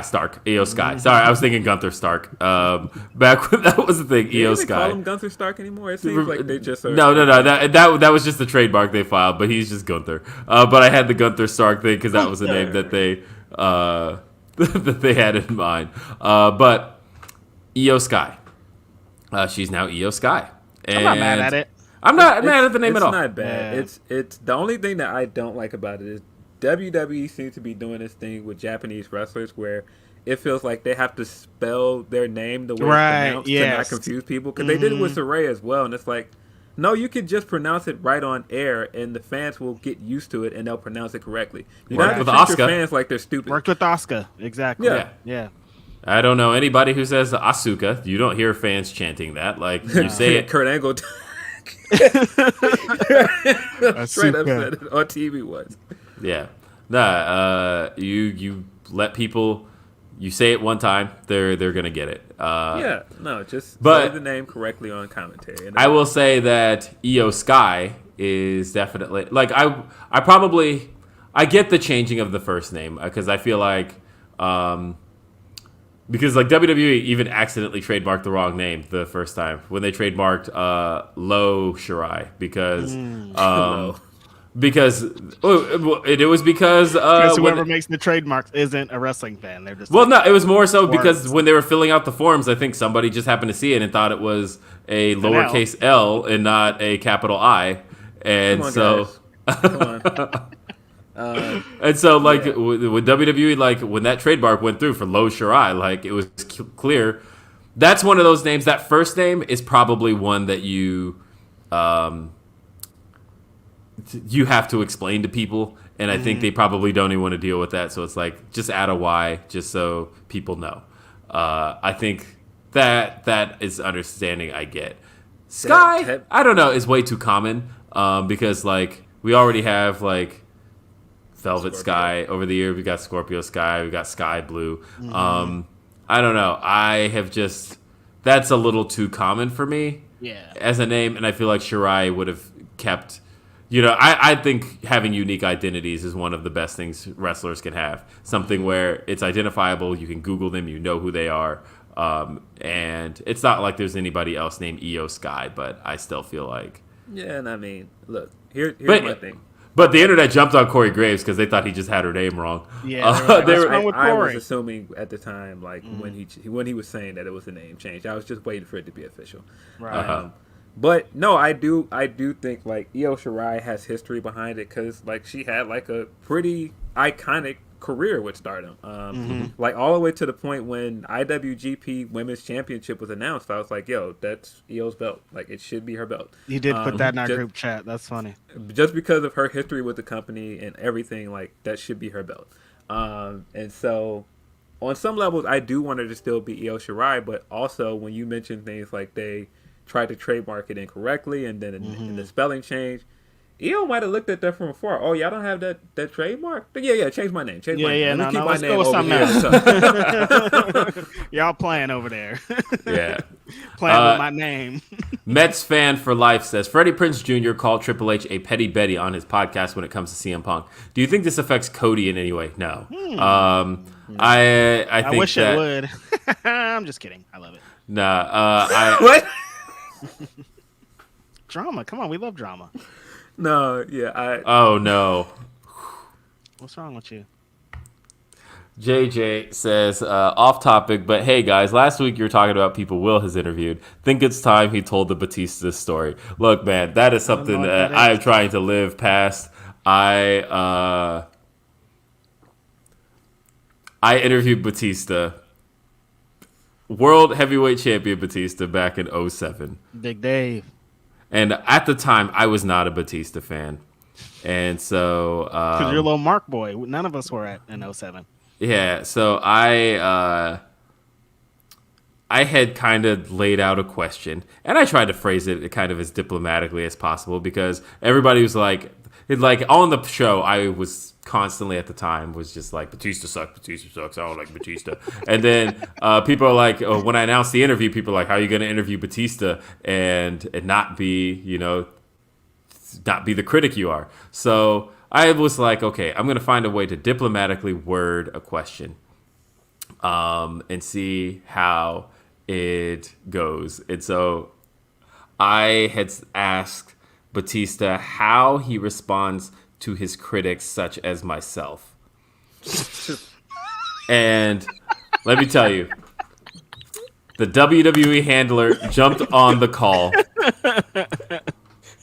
Come on, man. Look, I was what? You were early I was 19 at the time. Yeah, you're 19 going on 20. And immediately the WWE handler kind of jumps on the call and is like, yeah, we're kind of done here. And that was the end of that. So we had I don't think we've ever interviewed a WWE wrestler here on Grapsody. And now we know why. They got Will's picture on and set up in WWE headquarters, like, do not give this guy an interview. He's rude. How you gonna say that to such as me? Wait a minute. Wait a minute, hold on. Critics, my man said, such as me, I ain't fucking with you. That's crazy, Will. I know. Look, he's the champion. He's not just like some. He was the world heavyweight champion at the time. Oh shit! He was going into a match with the Undertaker. Wow, and you buried him before the Undertaker did. That is really funny. SummerSlam. Yeah. Thank you, JJ. I'm glad. Like I said, I've been doing this for 17 years. Look, I am glad that there are people around who still remember those stories and know those stories, and I am glad that a lot of that stuff will never get lived down. It's all right. And hey, Vince is out. Maybe we will get a WWE interview now. Maybe that was. I know Vince McMahon hated Grapsody. I heard he was like, "No, do not give them niggas no interviews." What are you gonna Grapsody anyway? What is this? Righteous Reg, get him off the screen. Get him off my screen. We've got WWE interviews in the pipeline though. We've got they're just harder to clear is the thing, but we know plenty of people in WWE. Those are harder to clear. I feel like Triple H is talking about getting better at media things, so that could change. That culture could change. So hopefully, who knows? But yeah, I know plenty of WWE people. I have friends in WWE. That's the thing, is I do have friends who work at WWE, and granted, I also have friends who were released in the last couple of years in the last year that I think might also get their jobs back. So there's going to be some fun stuff. I can't wait to see how it all unfolds. Chris says, sleeper match of the night, Logan Paul versus The Miz. Best match of the night, Belair versus Lynch. 7 out of 10 show solid. That's what I said was 7 out of 10. Definitely I will say that the next match on the card was a sleeper. That Logan Paul, he definitely falls along those. The bar is in hell. If you could do a moonsault, you could be any person in the fucking world. If you could do a moonsault, people are like, "Oh my god, the greatest of all time." I'll admit, the frog splash was fucking impressive. But other than that, the nigga was doing shit that niggas on AEW Dark do. So fucking lax, bro. Like, it's a guy, like, they're like, "Oh, I can't believe it. He's an athlete. Dude played college football. He boxed Floyd Mayweather." What you mean you can't believe he did that? Of course he could do that. This guy's done a bunch of amazing things. He's not just like some fucking dork. Relax. He's not better than Will Ospreay. He's not better than anybody. I can't believe I saw that tweet. That tweet was what? Like, on top of that, WWE needs to relax on putting guys over their fucking guys. Like, every time, if there's a celebrity, they're gonna win, and every time they don't have to win. What celebrity has lost? Now I think about that, because like, I'm thinking back to Lawrence Taylor and everything. Like, they don't lose. Like, Kevin Federline beat going over. Kevin Federline beat WWE champion John Cena. Like, celebrities. You can make the same entertainment tonight if the celebrity loses. Like, it's the same effect. But I'm sure it's probably part of the deal in sealing it of like, hey, you think you're going to win. The job? You paying me? I'm coming on this show to win. Yeah. Man, look. That's it. Relax on the Logan Paul shit. Here's the thing. The frog splash was fucking crazy. Like, that's nuts. But relax, you guys. I am probably one of Miz's biggest critics. The Miz was there. That's part of it. I think that the Miz, probably a controversial take. I think he has highly regressed as a performer. I think he's almost so proud of the fact that he doesn't like. I think, look, Miz to me was phenomenal 2016 when he was like trying to wrestle like Bryan Danielson. He was doing some surprise that he was doing the best. He was doing the best work of his career, doing Bryan Danielson's offense. But like they go kill y'all for something. But it's true though. I think Miz in 2016 was having some of the best work of his career. That fatal one of the spots they used in the match was they used Bryan Danielson's spot in their match. Yeah, they did. Yeah, but like he when that 4-way in 2016 for the Intercontinental title, I think it was Miz, Cesaro, Kevin Owens, and Sami Zayn. One of Miz's best performances. No, I was at the No Mercy show in Sacramento. What was it Miz and Miz and Dolph Ziggler? They tore it up. That was amazing. A great match. One of the best matches I've seen. Of course, that Miz have, you know? I think 2017 Miz with the Miz Taraj and all of that. Feuding with the Shield. Great shit. I think at that point, I was like, Miz has turned it around as a performer. Miz has figured out everything. Like, I was a big Miz defender at that time. I don't know what's happened in the last year. He was like, I don't want to do all that shit. That's a lot. I want to do 3 things instead of 15 things. Yeah, I feel like people still want to see that Miz, but I have not seen Miz performing like that. He's in like, a bro, long I have time. a TV show. I don't have time for this shit. Like, yeah, it has been a long time since I've seen Miz perform the way he did in 2017, 2016, and I would even venture to say that in 2021 he may have been one of my least favorite performers to watch. The meat and bones of the reason I didn't like SummerSlam is because they tried to get us to like a bunch of average white guys. This show was a bunch of average white guys. Pat McAfee, Logan Paul, fucking Edge. I'm like, I don't want to like any of these guys. Why would I like any of these guys? So this is what I was talking about. So like, what I tweeted. Get me out of here. What I tweeted here, what I tweeted at the about the show when I said I loved the opener and I loved the main, but the meat of the show wasn't really for me. As far as the middle, this is the stuff I'm gonna talk about. So we Logan Paul versus Miz. I get why people liked it. Like I said, Miz doesn't do it for me, and I get that you mentioned the bars in hell. That's usually it for celebrities, right? Where it's like, hey, a celebrity comes in and they can kind of do the things that we love seeing, so therefore we're going to give this a little bit more than we would give anything else. And it had fun story elements. It got the crowd into it. Whatever. Wasn't for me, but I get why people liked it. Bobby Lashley versus Theory was pretty much like once Theory lost that. Lashley beat his ass. Lashley is over. I loved it. But once that happened, I realized something. And that's why I tweeted what I tweeted. When I said, and for those who don't follow me on Twitter, I had said that, because it was pointed out, this like the 11th match or something that I think maybe the 9th that Theory has lost since becoming Money in the Bank. Mr. Money in the Bank. And I was like, don't do it, Hunter. Whatever you're thinking. Right? I think that was the 9th, though. But that usually feels like the setup for the cash in. But I was like, don't do it. There has never been a time, and you find it for me, where somebody who is a fucking geek, and what I mean by that, I don't mean this in a like, because I know people like Theory, and I get that. This isn't about Theory as a performer. This is simply about how he's been presented. Somebody who comes off as a geek, they just constantly get their ass beat. It has never worked out where you just suddenly make them champion. Never. I know people will point to, what about Daniel Bryan? Daniel Bryan worked out in spite of that. Yes. Daniel Bryan was one of those cases where you tried to geek him out, and the fans rebelled against that because they're like, how are you doing this to Bryan Danielson or Daniel Bryan? How are you going to... Like, they took over the yes chant, all of that. But ultimately, they tried to make Daniel Bryan look like a geek. And they had him lose in 18 seconds. But the fans' rejection of that ended up propelling Daniel Bryan into the stratosphere.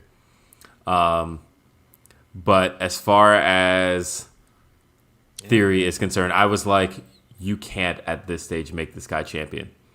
I almost feel like you can't make him champion for a long time. He's not there. But can you have him lose his Money in the Bank? We've done that before, right? You had Damian Sandow lose. You've had... who else lost? John Cena, there was a disqualification. You've had people lose. What about this? I just came up with an idea. I have an idea, so... it's never been done. He holds it for the whole time. That was my idea. That's what I was gonna say. Time runs out. They get that was my idea. And he never. That's where I was going with it. It's a great idea. Yeah, I like. That's exactly where I was going. Where I was like, basically, I was saying that if you want to tell something different, you should have it where he keeps trying to cash in, but something keeps happening to prevent it. Like he tried to cash in last night. He was unable to until all of a sudden he's realizing time's running out. It's Money in the Bank 2023. Mm-hmm. And if he and the stipulations that if he doesn't cash in by the end of Money in the Bank 2023, it's gone. And so like he keeps trying, and then somehow, some way, whoever the champ is, Cody Rhodes probably, He tries to cash in on him, but Cody like manages to get away, and then like 5, 4, 3, 2, 1, time's up. You're no longer Mr. Money in the Bank. I don't see that happening. I think he's going to cash in. I would have said that under Vince. I feel like Hunter might have a little more patience. Like, I think Hunter believes in Austin Theory. I think a lot of guys believe in Austin Theory. I was about to say, he likes Theory. He brought him in. I'm not saying not anything against Austin Theory. I think Austin Theory gets there eventually. I think Hunter has a little more foresight to know. Like, Hunter sat and watched Randy Orton in 2004, right? Like, as Vince was like, no, this is the guy. We're going to make him the guy now. And Hunter was like, it wasn't time. I don't think it's his time. But then the solution to that was, all right, put the belt back on Hunter. Yeah. The solution at the time was put the belt back on Hunter. But, like, at least now the solution isn't put the belt back on Hunter. It's to be able to say, we just have to wait. He could be the guy. But right now, we would sabotage Theory if Yep, we get it. Slow motion. He slow has motion the stain on. They were like, if you put the title on him, Jagger. Is my hotel Wi-Fi going bad? Yeah, you entered into 56K mode for sure. Okay, you might be back. You might be back. Am I back? I see the bars getting better. A little bit. Okay, yeah, a little bit. Yes. It's a little bit off. Okay, I see it's back now. I was just saying that the I don't even know what I was saying anymore. Theory. No, somebody said last night, they said if you push Theory right now, he's Jack Swagger. And you don't want to do that. In the sense that Swagger didn't have enough going for him at that moment in time to become champion, and it ended up hurting him. Now, I think the upside of Theory is way higher than Jack Swagger's. Agreed. Right. That's why it was like, whoa, yeah. The upside is way higher, and I think that Will's just saying it's too early. It's too early. That's it. Yeah. That's all I'm saying. You push him right now. Theory shouldn't get pushed. He should get pushed. It's just early. Yeah, like right now, Roman's 700-day title reign needs to be ended by somebody who. Not by that. Basically, it needs to be ended by somebody who's been built up to end it. Who needs to be like, if you built this guy up as somebody who slaughtered everybody, and he just happens to lose from the fucking lunchbox, I'm done with that. Like, no, he needs to. You can't do that to Roman. No, it has to be to somebody who was built up credibly and looks like they slayed the dragon that is Roman Reigns. Right. Like, it can't look like somebody who just got away with it. That's a mistake. We saw last night why that doesn't work, of making someone look lucky, and then because you have to keep it consistent after that. Yeah. So, we're going to talk about that. About that because elsewhere on the card, Mysterio's versus Judgment Day. I thought this was whack. And the problem for me here is that, so I said before, Logan Paul versus Miz featured guys that aren't for me. This featured guys that are for me doing a match that I just didn't enjoy. Yeah. And that was the issue I had here. Like, I like Finn Balor more than I like a lot of wrestlers. Love Rey Mysterio. He's the greatest cruiserweight of all time, but Dominic is a gosh darn anchor to that. Hey man, Dominic is just are we ready to have a conversation? And why I keep telling y'all Rollins is the guy. Rollins made Dom look like he was it. He did. That was the match that made people. That was the match that made people go, all right, Rey Mysterio. Dominic Mysterio has it, but at the end of the day, ever since that match, it's been looking bleak. It's been looking real Memphis bleak. All the awesome Lucha clips, all the awesome Vikingo gifts, Commander doing amazing shit. Send Dominic Mysterio to Mexico and fucking hurry, dude. Why he's not gonna get? He's not. You can't get the same training over. Just you have to. This is the only way for him to get better. If you want him to continue on the legacy of his dad, he has to go to Mexico to train. It's the only fucking way. I mean, or even like NXT. The amount of people. Yeah. I think he should have stayed when he went down there for a while. Yeah. Like, they had the perfect opportunity. He went down there for a match. I would have started an angle that night that forced him to kind of stay there. And then he just is an NXT wrestler going forward. Just have Ray put him on punishment. Hey, you on punishment, and your punishment is you got to stay in NXT. Man, he about to go to NXT and be one hit away. Nah, man. I will say that the least for me thing part of this whole match, Edge. In that, look, all them build-up videos talking about Edge's history, I thought, hey, somebody has seen the vision, which is, once you reach a certain stage of your career, just play the hits. And just play the hits against guys that you never got to play the hits against. Like, Seth Rollins was the perfect example. I know what Phil's going to say here. But Seth Rollins was the perfect example, right? Of, like, Edge had to retire in 2011. Seth Rollins came around in 2012. You take the Edge we love and know and put him up against somebody we never got to see him face. That's all you have to do with people at this stage. Play the hits and play them against people that you never got to play him against. The biggest mistake with Edge was putting him against Randy Orton to me, because it's like that was a guy he faced a million times before Wrong his playing injury. the hits. No, that's not what we meant. I know. Definitely not against... definitely not against... Sorry, my dad was texting me back. It's because he just saw. So... I thought maybe they saw the vision, because all of those Edge build-up promos were all, showing his history, all of that. And it's like, okay, we all know he's coming tonight. It literally said, I'm coming tonight. And so I'm like, Metalingus, all you got to do is, you think you know me. That's it.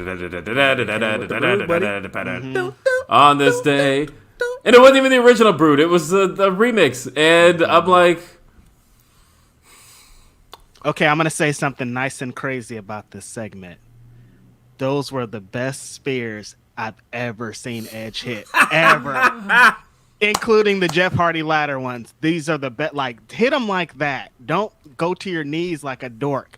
Spear these people. Those were great spears. I will say this before I say anything about this. Bobby is great. Bobby is fantastic. And the thing that I enjoy Bobby doing is not just dominating, but when it's like somebody that they want us to really like, and Bobby just comes out and manhandles them. Like when he manhandled Riddle, loved it. Those few weeks where he was beating up Riddle every week, loved it. I would sit and cackle at my TV every time. What about when he was beating up the New Day though? No, that wasn't always great. But no, when he was beating up Riddle every week, that was hilarious. So watching him beat up Theory last night, I loved it. I had a blast with that. But man, this thing with this Edge stuff, look. I like Judgment Day as a visual. I like the visual of Finn being the leader. I like Ridge. I like all three of those guys. I like Rhea as kind of like the muscle that is like beating up people. Listen, Rhea coming in and basically embarrassing Ray in front of his entire family and friends. Hilarious. I loved it. On his 20-year celebration. Yeah, loved it. But I feel like you never really let Finn look like the leader of this group, because he doesn't cut many in-ring promos. And you haven't really let the group dominate, because they kind of still lose a lot. Right. So you've got them in this spot where they look the part, but yet they haven't come across as a threat. Their Instagram is lit. Like they look great. Like their costumes, everything looks great, but they just not, moving forward with it. They look the part. They look like a threat, but before they could get there, now you're introducing Old Man Edge again. It's like, well, let them cook first before you bring Edge back in. Man, and this the new look looks so much like a midlife crisis. I was having I'm like, look, man, he just needs to play the hits. It's not that difficult. He didn't need a new look. I'm surprised he didn't come out in a Harley, honestly. Like that's midlife crisis shit. Like right the jacket, like none of this hit for me. The glasses, everything. Everything just looked so corny, and I just thought, I started. I'm not gonna say what I want to say right now, but I just felt like So far in this return, it's really just been the Rollins feud for me. That's it. But nothing else as far as since Edge has been back has hit for me. And that is, and he's been back 2.5 years now. The only thing that really hit for me was the Rollins feud. And even still, I talked about pieces I didn't like about the Rollins feud. Them sit down promos in the middle of the ring where he just stares into the camera with a spotlight. My least favorite thing. I hate monologues. I hate monologues. What if Edge is just funny? Why does he have to be like, we like that? We like that Edge and Christian shit. Like, clown somebody. We don't want this in the dark vampire ass Edge. I don't know, because the stuff with Miz wasn't good either. Like, yeah, I guess so. Yeah, like, right. I don't. Yeah, you're right. You're right. I don't know what's happening here. I don't know. But man, what I messaged you guys last night is exactly what I feel about Edge. Edge is doing all of the, this is cool to me, and this is cool as a guy from outside of this era, and I'm trying to look cool to you guys, and it ain't working. He's doing all of the Chris Jericho stuff without the self-awareness. Right. Like, yeah. Jericho understands what he's doing is not cool, and he's does. doing it for a laugh because it's self-aware. Edge don't get that. Edge thinks what he's doing is cool. Right. That's what it is. Yes, I agree. I just. Chris Jericho's more self-aware. That's crazy to say. I know, right? That's what it is. So true. It's very true. Yeah, Edge is doing like this is going to be really cool. Beth, you see my new jacket and my new glasses? They're going to love this. And it's like, I don't know. Jacket. So. Come on, glasses, jacket, shirt, man. Come on, bro. Yep. Super high fire, bro. Turn up the pyro. Yeah. So what again, do you think they can do then, Will? What do you think what would make it hit for you? For what, Edge? On this day I see clear, just send us back to 98 or what? Like, what's going on here?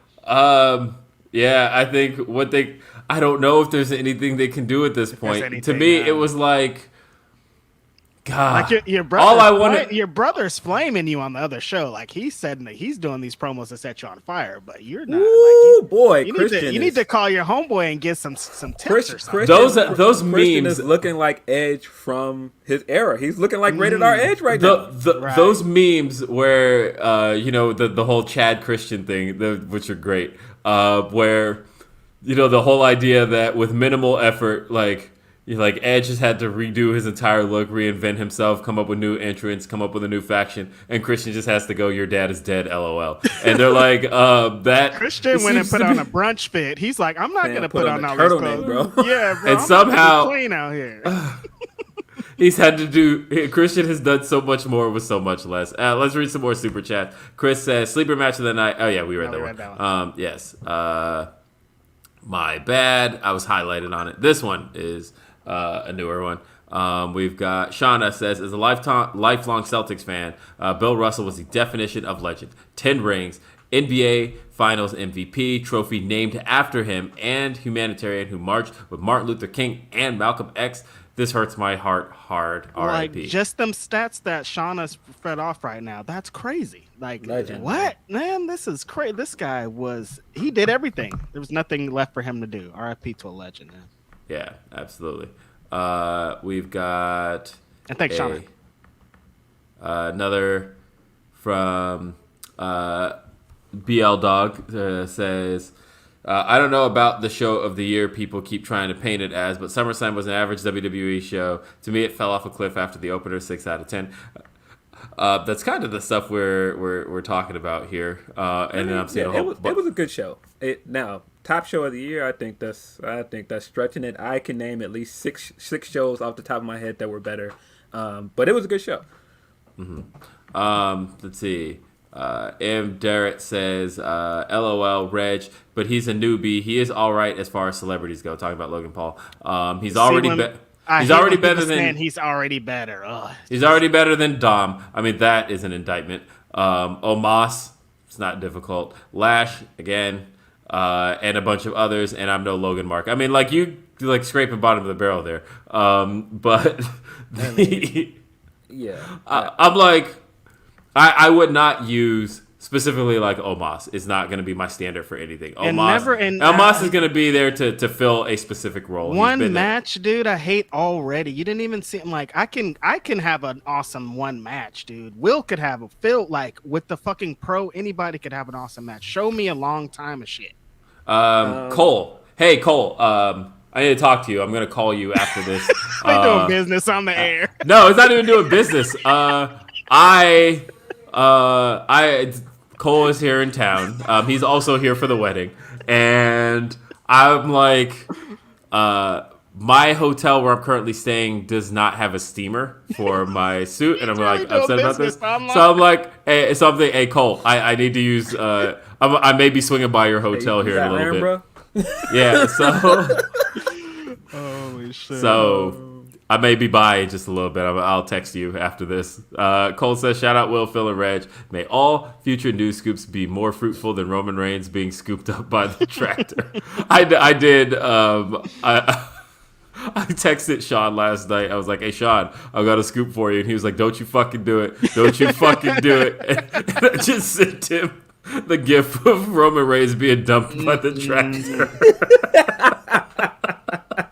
So... Shout out to Cole. Yeah. Big shout out to Cole.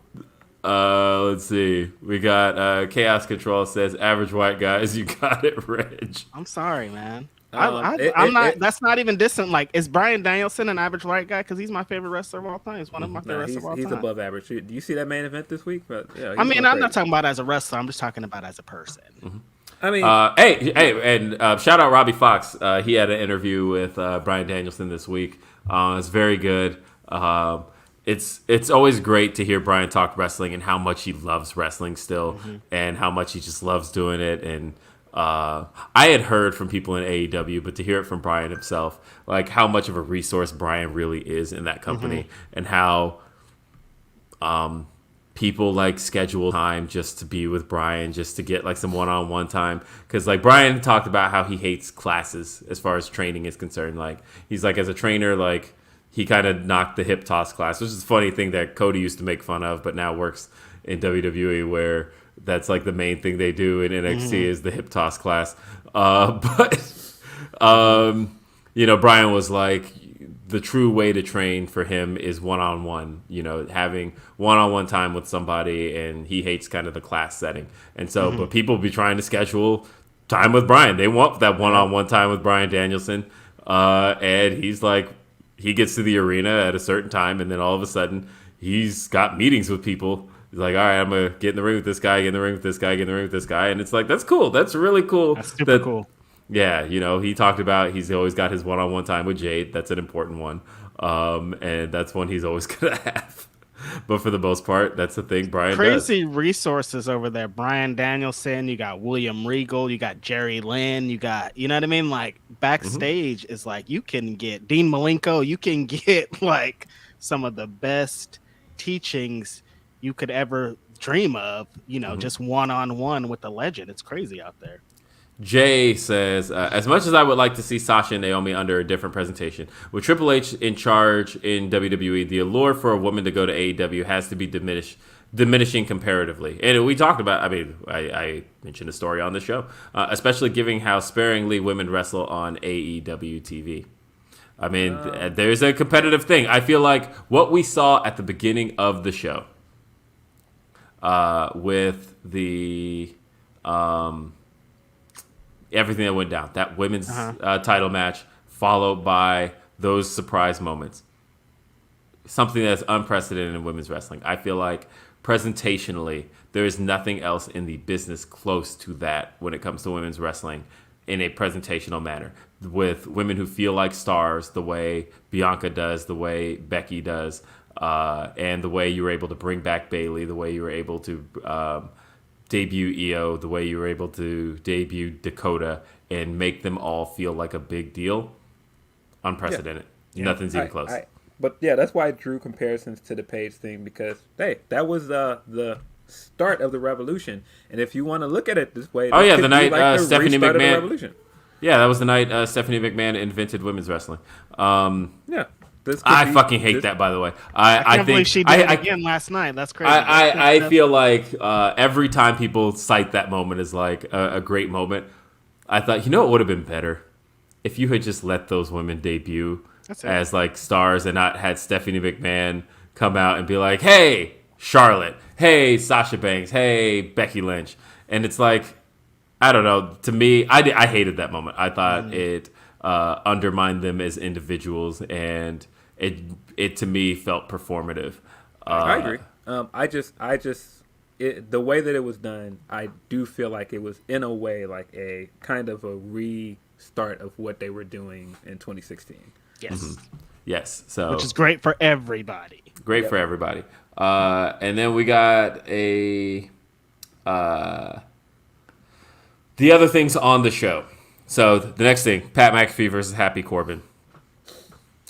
Not for me in any way, shape, or form. And the thing is, I can like appreciate a Pat McAfee performance in that, like, I thought the match with Theory at WrestleMania was like pretty good, right? And like, you know, he had a good match with Adam Cole, and also War Games, good match.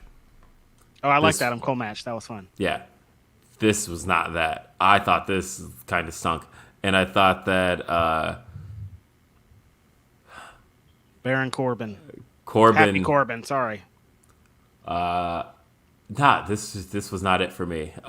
This was probably my least favorite Pat McAfee performance. I guess other than technically he has a match on the record with Vince McMahon. Go figure, Vince McMahon's final match was beating Pat McAfee. But it's on the record. It happened. WrestleMania. It happened at WrestleMania. Vince McMahon beat Pat McAfee. That was this year. That was this year. Now, we were talking last night about... restarted the match just so he could beat him. Bro. Yeah. Nah, man, we've talked about a lot of stuff because this has been such a wild year. Like, can you believe in 2022, Stone Cold Steve Austin had a match in the main event of WrestleMania, and it ain't even one of the top 5 things to happen this year? Yo. It's actually kind of forgotten. Like, until they showed that Kevin Owens video package, I'm like... Oh, yeah, Stone Cold wrestled this year. He had a match, and it was good. He had a good match this year at WrestleMania. And Stone Cold might not even make it at the top 10 at the end of the year. Like, at the end of the year, so many other bigger stories have happened. Like Cody jumping ship. Sorry, it's a bigger story. Hunter taking over the company is a bigger story. Vince McMahon, the hush money payments, bigger story. Sasha Banks and Naomi walking out. Kind of a bigger story. Had a much longer lasting impact. Yeah. Like Stone Cold wrestling this year, it's just wild to me. Isn't even like a top 5 story this year out of WWE, let alone the whole industry. It immediately got overshadowed that weekend. I mean, not just the Cody stuff, but the MJF stuff that happened after that. Like it eventually overshadowed it. Like before halfway into the year. Right. I know. It's crazy. Yeah. Who knows how this year is going to end, but it's wild. But what did you guys think of McAfee and Corbin? I think that it had similar issues that I had with Miz versus Logan Paul in the sense that Logan Paul worked a good match. It wasn't anything wrong with the match, but I didn't feel like it had any heat. Right. I was not really invested in the story between Logan Paul and Miz. It was the kind of same thing here. Like, it felt like this was just a match put together because we need a match with a celebrity for the pay-per-view. And I feel like both of those matches felt the same. Like, they were very cookie-cutter. Like, this is the way to get these two guys on the card. Right. And I thought McAfee wrestled fine. He recovered a few times from some spots that scared me. That's he was moving a little too quickly in some spots. His whole outfit with the cut-off jeans and the J's, I was like, that's... definitely white boy thing to do. But I thought it was fine. I thought it was an inoffensive match, but it wasn't anything that I was like, oh man, I'm so excited to see more of McAfee. And honestly, I to me, I thought it was a reminder that Pat McAfee has definitely had some good opponents until this point. That he got to get in there with Cole. I know a lot of people have turned on Cole, but I don't think anybody's turned on him as a performer. I think we know Cole goes as a wrestler. I I think we know that Austin Theory can go in the ring, and I think he was the right opponent for Pat McAfee. But in this regard, Corbin is not that guy. And, well, see, that's where I was going with this. Because look, I know that WWE fans believe that Corbin is a great heel because people don't like him. He is a heel that doesn't try to be cool in an era where a lot of heels want to be liked, and Corbin is cool with not being liked. But the problem is, a lot of the Corbin stuff is boring. It's just not interesting. And I mean, I think that Corbin is a good wrestler. I think he's got a good moveset. I think he does things that work. But as a character, he's just kind of boring to me. And I felt like this match and everything around it was prime example. Like, hey, him trolling and bringing out that mugshot Friday, that was funny. But other stuff like the stuff in this match that Corbin was doing to get heat, it wasn't working for me, man. I just didn't care. Yeah, I mean, a match with The Miz and a match with Baron Corbin, you know how I feel about it. You know, the biggest disappointment of the night, though, to me, was the tag titles on the line. And the reason it was the biggest disappointment was because of who was involved and how much it was built as like this big final showdown, and it didn't feel like it got out of second gear. And that was Raw tag team titles and both tag team titles on the line. The undisputed tag titles on the line. The Usos defending them against the Street Profits. Didn't hit for me. A couple of people on Twitter put bad juju in the air trying to compare it. They were like, that match last weekend was this. Let's try. No, you can't. Don't even say the two matches in the same sentence together because that's not how this worked. They'll never be able I don't know what happened, but it was like I didn't even think this was. They never got out of second gear, I felt. I didn't even think this was as good as Money in the Bank. And I thought that, we said that at Money in the Bank they had a great match, that the ending was kind of flat. And it was like, okay, so they're saving it for the big showdown at SummerSlam. And then this match, I got a lot of questions. What did Jeff Jarrett add to this? What Why changed? Was Jeff Jarrett there? Nashville. That's why. That's why But that's why I said with McAfee and Logan Paul, it just felt like a way like this is how we get Jarrett on the card. There doesn't need to be a story way. He just needs to be on the card because it's significant. And that was kind of my issue with parts of the show. Yeah,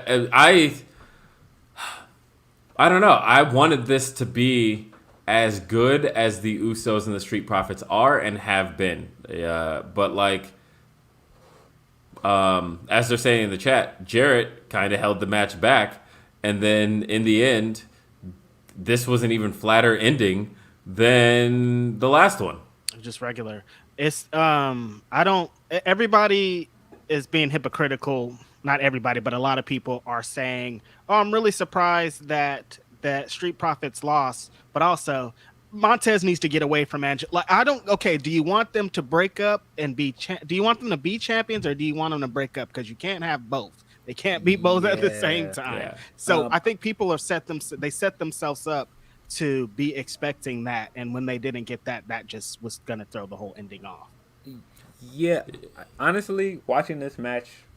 People got to put some respect on Dawkins' name, man. Dawkins was out there wrestling, bro. He had some great moments. He's been working since everybody's been talking shit. I honestly don't. He's like, I am not Marty Jannetty. I am not going to be Marty Jannetty.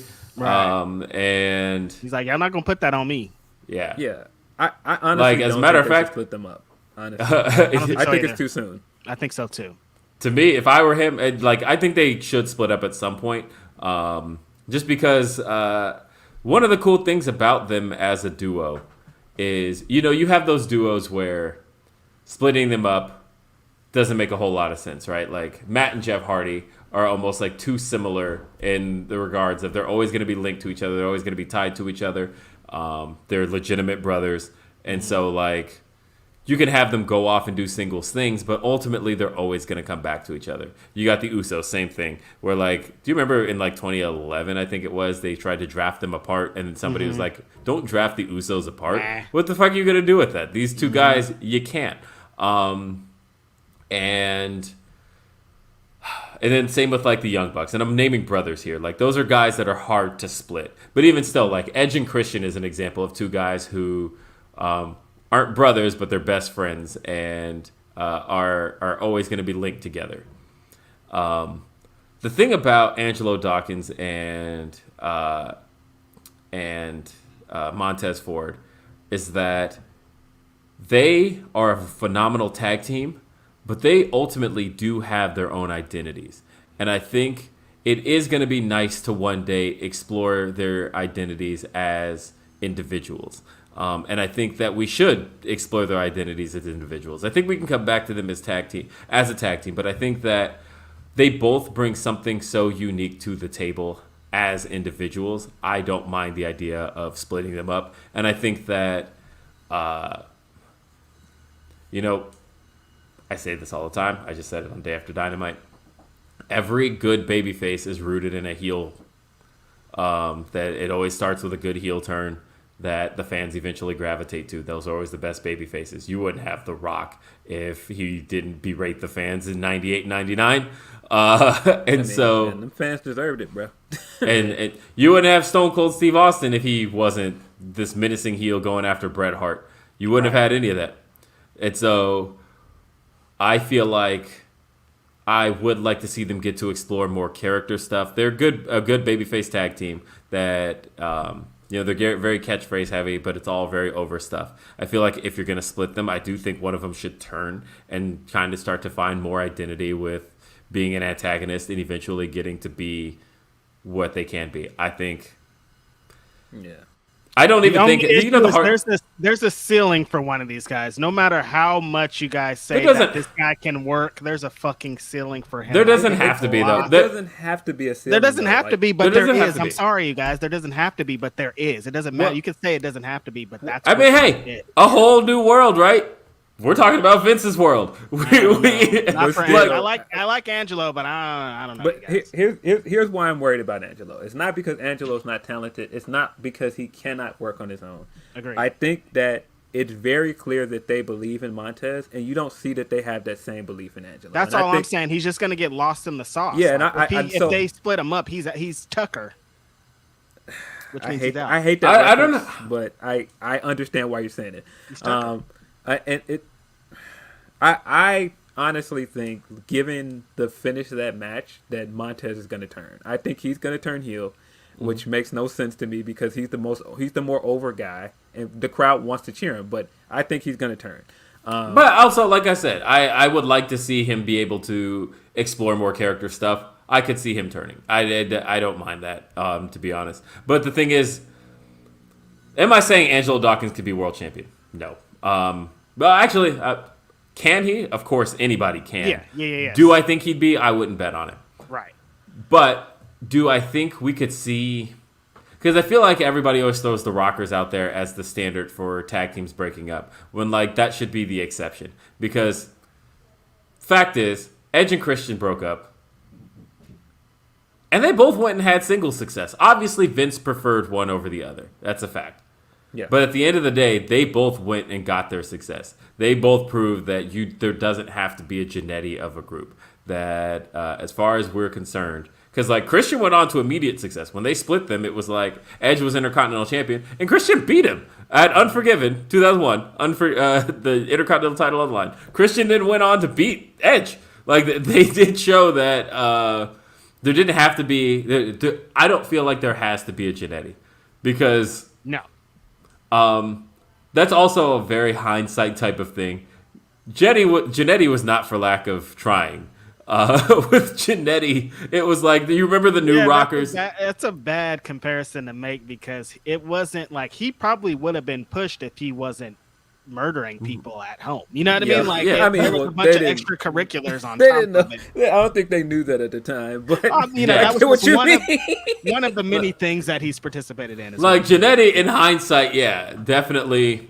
It was okay, clearly Shawn Michaels was the big success of the Rockers. Marty Jannetty is not. So when a tag team breaks up and only one has success, they consider that being a Jannetty. But they didn't just immediately give up on Jannetty. They fucking tried. They tried. It just wasn't happening for them. Man, that was the most funny Friday when Caster did the genetics line, and people were like, yeah, but Billy Gunn wasn't the Jannetty of that team. Oh, yes, he was, sir. Because I think people are like, well, he was better than Road Dogg. He was better than Road Dogg, but do you remember Billy's singles career?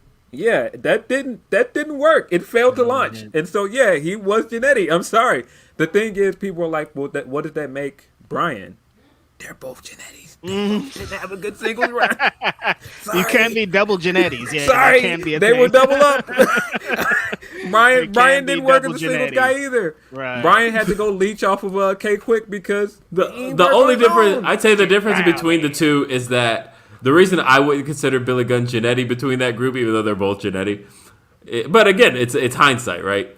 Billy Gunn was not for lack of trying. They wanted Billy Gunn to be a singles guy, right? Rock they were like, him, and that was the end of that. But they made him King of the Ring. They put it all on Billy Gunn. It was the like, okay, one Billy Gunn. He was the one Billy Gunn. He beat Chris Benoit for the Intercontinental title. They had these ideas and plans for Billy Gunn that just didn't work out.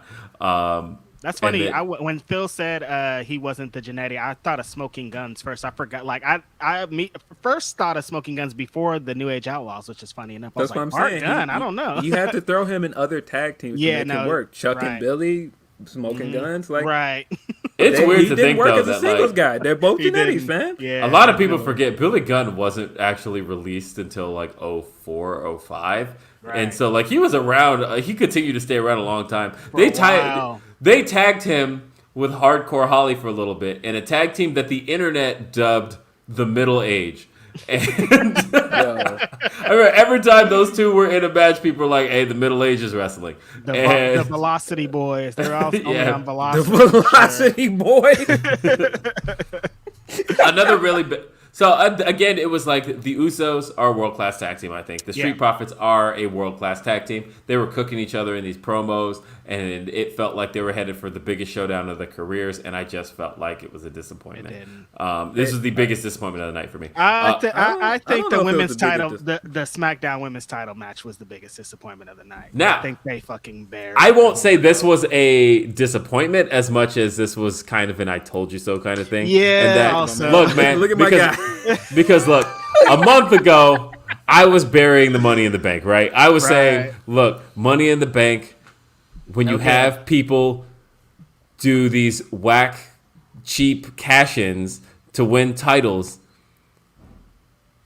you can't just go from 0 to 100, right? Of like, oh, they lucked their way into this victory, but now all of a sudden, how do you explain? Because that's why the idea of Theory cashing in and taking the belts from Roman, how do you explain a rematch, right? Like, if Theory had come in, stolen those titles, Roman's going to kick his ass. Like, you can't just suddenly write Theory as somebody who can pull off the actual victory. And so here, same deal with, like, Liv Morgan. Liv Morgan did not beat Ronda Rousey decisively when she won the title. Right. So you had two choices here. It was either suddenly make Liv Morgan look like she could have, even though the last victory very much looked like she lucked her way into it, or, now, that would have been how I went with this, of like, oh shit, look what Liv Morgan is showing. She's showing a lot more than we thought she ever had in her. They didn't go that route, did they? No, of course not. They went Big E route. They went with Ronda Rousey kicking the ever-loving shit out of Liv Morgan for 4 minutes and 34 seconds. Just beat the shit out of her. Liv Morgan did not look like she stood a chance, and literally, it came down to Liv Morgan being locked in a submission, tapping out, but the referee didn't see it while Ronda Rousey's shoulders were pinned to the mat, and she tapped clear. Beat herself. She tapped clear and well before the 3 count, to where even Michael Cole, once he finally saw it, is like, I can't even like play the babyface and disagree. She lost, and you got very obvious. Yeah, she absolutely lost this match. There's like no question here. Like people, and then Ronda, of course, attacked Liv and attacked the ref after the match, and they're like, she turned heel, but it's like, she got it justified. She won. She outright won that match. In no universe did she lose. I thought this made Liv look so bad. Awful. Awful waffle. Like, how do you, like I said, Ronda beat herself. She beat up Liz, and then she beat herself not thinking is what, the storyline says. Like, this just does nothing. Yeah. Liv got her ass kicked. What good came out of this? I am very much tired of WWE doing this thing with the ex-MMAers where they'll be beating somebody and then they mistakenly get pinned. Like, no, they're somebody like Ronda or Baszler, they're too good to keep beating them with this mistaken pin shit. It just doesn't work. It's not believable. It's stupid. It's like this was not a good match, and I felt like this was the only match on the card that I felt like was just an outright bad match. This was just bad. I felt like it made Ronda look stupid. It didn't make Liv look good. It made Liv look lucky. And even the turn at the end, like, how can you be mad at Ronda? Ronda's right. Ronda got cheated. Yeah. She Ronda won. got straight up screwed. She won that match. So no, this was not good. This was just a way to delay the inevitable, because if this didn't tell you, and I was reluctant to say this the night of Money in the Bank, but the way that she cashed in, I was like, they don't believe in Liv. No. And I didn't want to say it then, but this match last night, it proved it for me once and for all. They don't believe in Liv long term. They're taking that title off of her as soon as they You saw the video that they played right before the match. The Charlotte Flair one. The person that's coming to get her belt back from you. Yeah, I mean, look, I could be wrong, but and that's not to say that I don't think people backstage like Liv. Liv is very likable. I think that she has things that work for her, but I don't think that they believe in her long term as champion in the same way that they didn't believe in Nikki long term as champion. Right. And I feel like they're going to take that title off of her as soon as they get a chance. They just wanted to give her a feel good moment. Yeah, it was a good moment, yeah. But I just don't think that this is going to last, because just the way that they started it and that match last night, you gotta be consistent. I saw some people say that Liv had a smirk on her face afterwards. Maybe Liv is going to turn heel and it's not Ronda, but that does not make less sense. sense. That doesn't make sense. Like, why would you do that? Sense. I don't know. To be honest, man, it was a few times I was watching this show where, and don't get me wrong, I did enjoy it, but I was like, man, we gotta have some honest conversations, bro. Yeah. And watching that tag match, I was definitely thinking that, like, we are approaching that point where we gotta have an honest conversation about the Usos, bro. So I by the end of this match, I felt like this show had kind of gone off a cliff. But luckily, the next match... Luckily, they brought the shenanigans. Let me tell you. Whoa! They brought the smoke and mirrors, because the next match was... Look, Roman and Brock, like, don't wrestle well together, right? But I will say that... Like, look, those two do not work. Like, they don't wrestle well together. I don't think their actual wrestling has ever been any good against each other, except maybe like one match. And even still, I think the expectations were so low that when it turned out decent, people were like, "Hey, this is good." Even Roman said it in that interview earlier this week. He's like, "I'm glad this is the last match because these Brock Lesnar matches are hard." Yeah. So, and not good hard. The wrestling here was whatever. But who fucking cares? They decided to go for a spectacle. In this match? Again, these two don't even have like good offense against each other. None of it ever like 6 moves throughout the whole thing. Like none of their moves ever look good against each other. Doesn't even fucking matter, because in this match, these guys went balls to the wall with all of the shenanigans. They brought out a friggin' forklift that got used twice. The end of the show. Yeah, sorry, it got used 3 times. I take that back. And the main spot where it got used was in lifting the ring that had Roman rolling out the damn ring that looked just completely wild. The only thing I was baffled by is I'm like, Brock, just like crush him with the lift. Yeah. And just leave him there. 10 count. Remember he what can't lift that shit in a halftime heat. Yeah. Fucking smash him under it. Yeah, but I thought it was going for a while. That said, they went for the shenanigans, they went for the plunder, and they had fun. And that was the ultimate thing this needed to be here, was fun. They had the most amount of fun with a 10 count you could ever have, which was Brock just beating Roman's ass 9, and then Roman just barely gets to his feet. Brock continues beating Roman's ass 9, just barely gets to his feet. And then again, we had the Theory run in, and then we did the same thing with Brock, where Brock was getting hit with everything under the sun. 7 gets to his feet, and they could not keep him down until they pinned him with literally everything imaginable, and then stood over him and counted the 10. And that was how Roman got the victory. This was fun, and it sandwiched the show with, again, the best wrestling match on the show, I thought. And so I thought the show sandwiched well, had a bunch of shit that wasn't for me, and I explained why it wasn't for me. I think we well justified how a lot of this stuff in the show just didn't hit for us. Mm-hmm.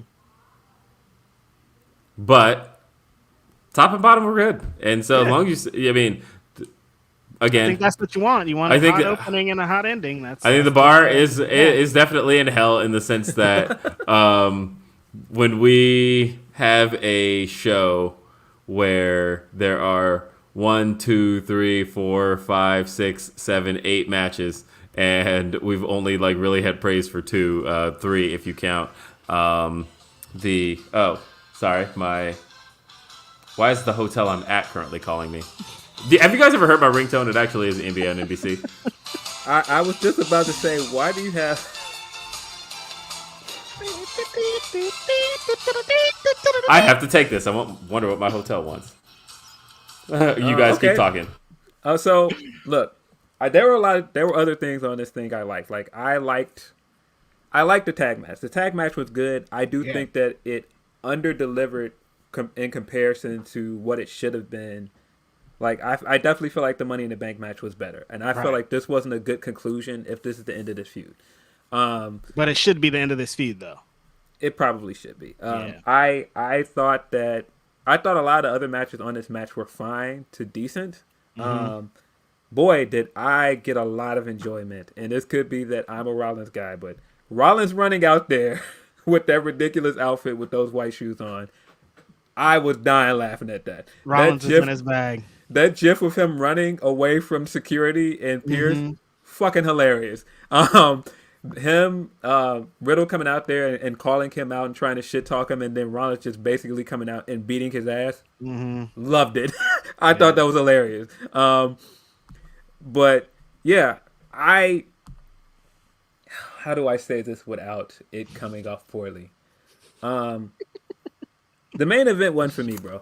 Why was this match pulled, by the way? You had both of them there, and now, I thought there was something else that was going to happen.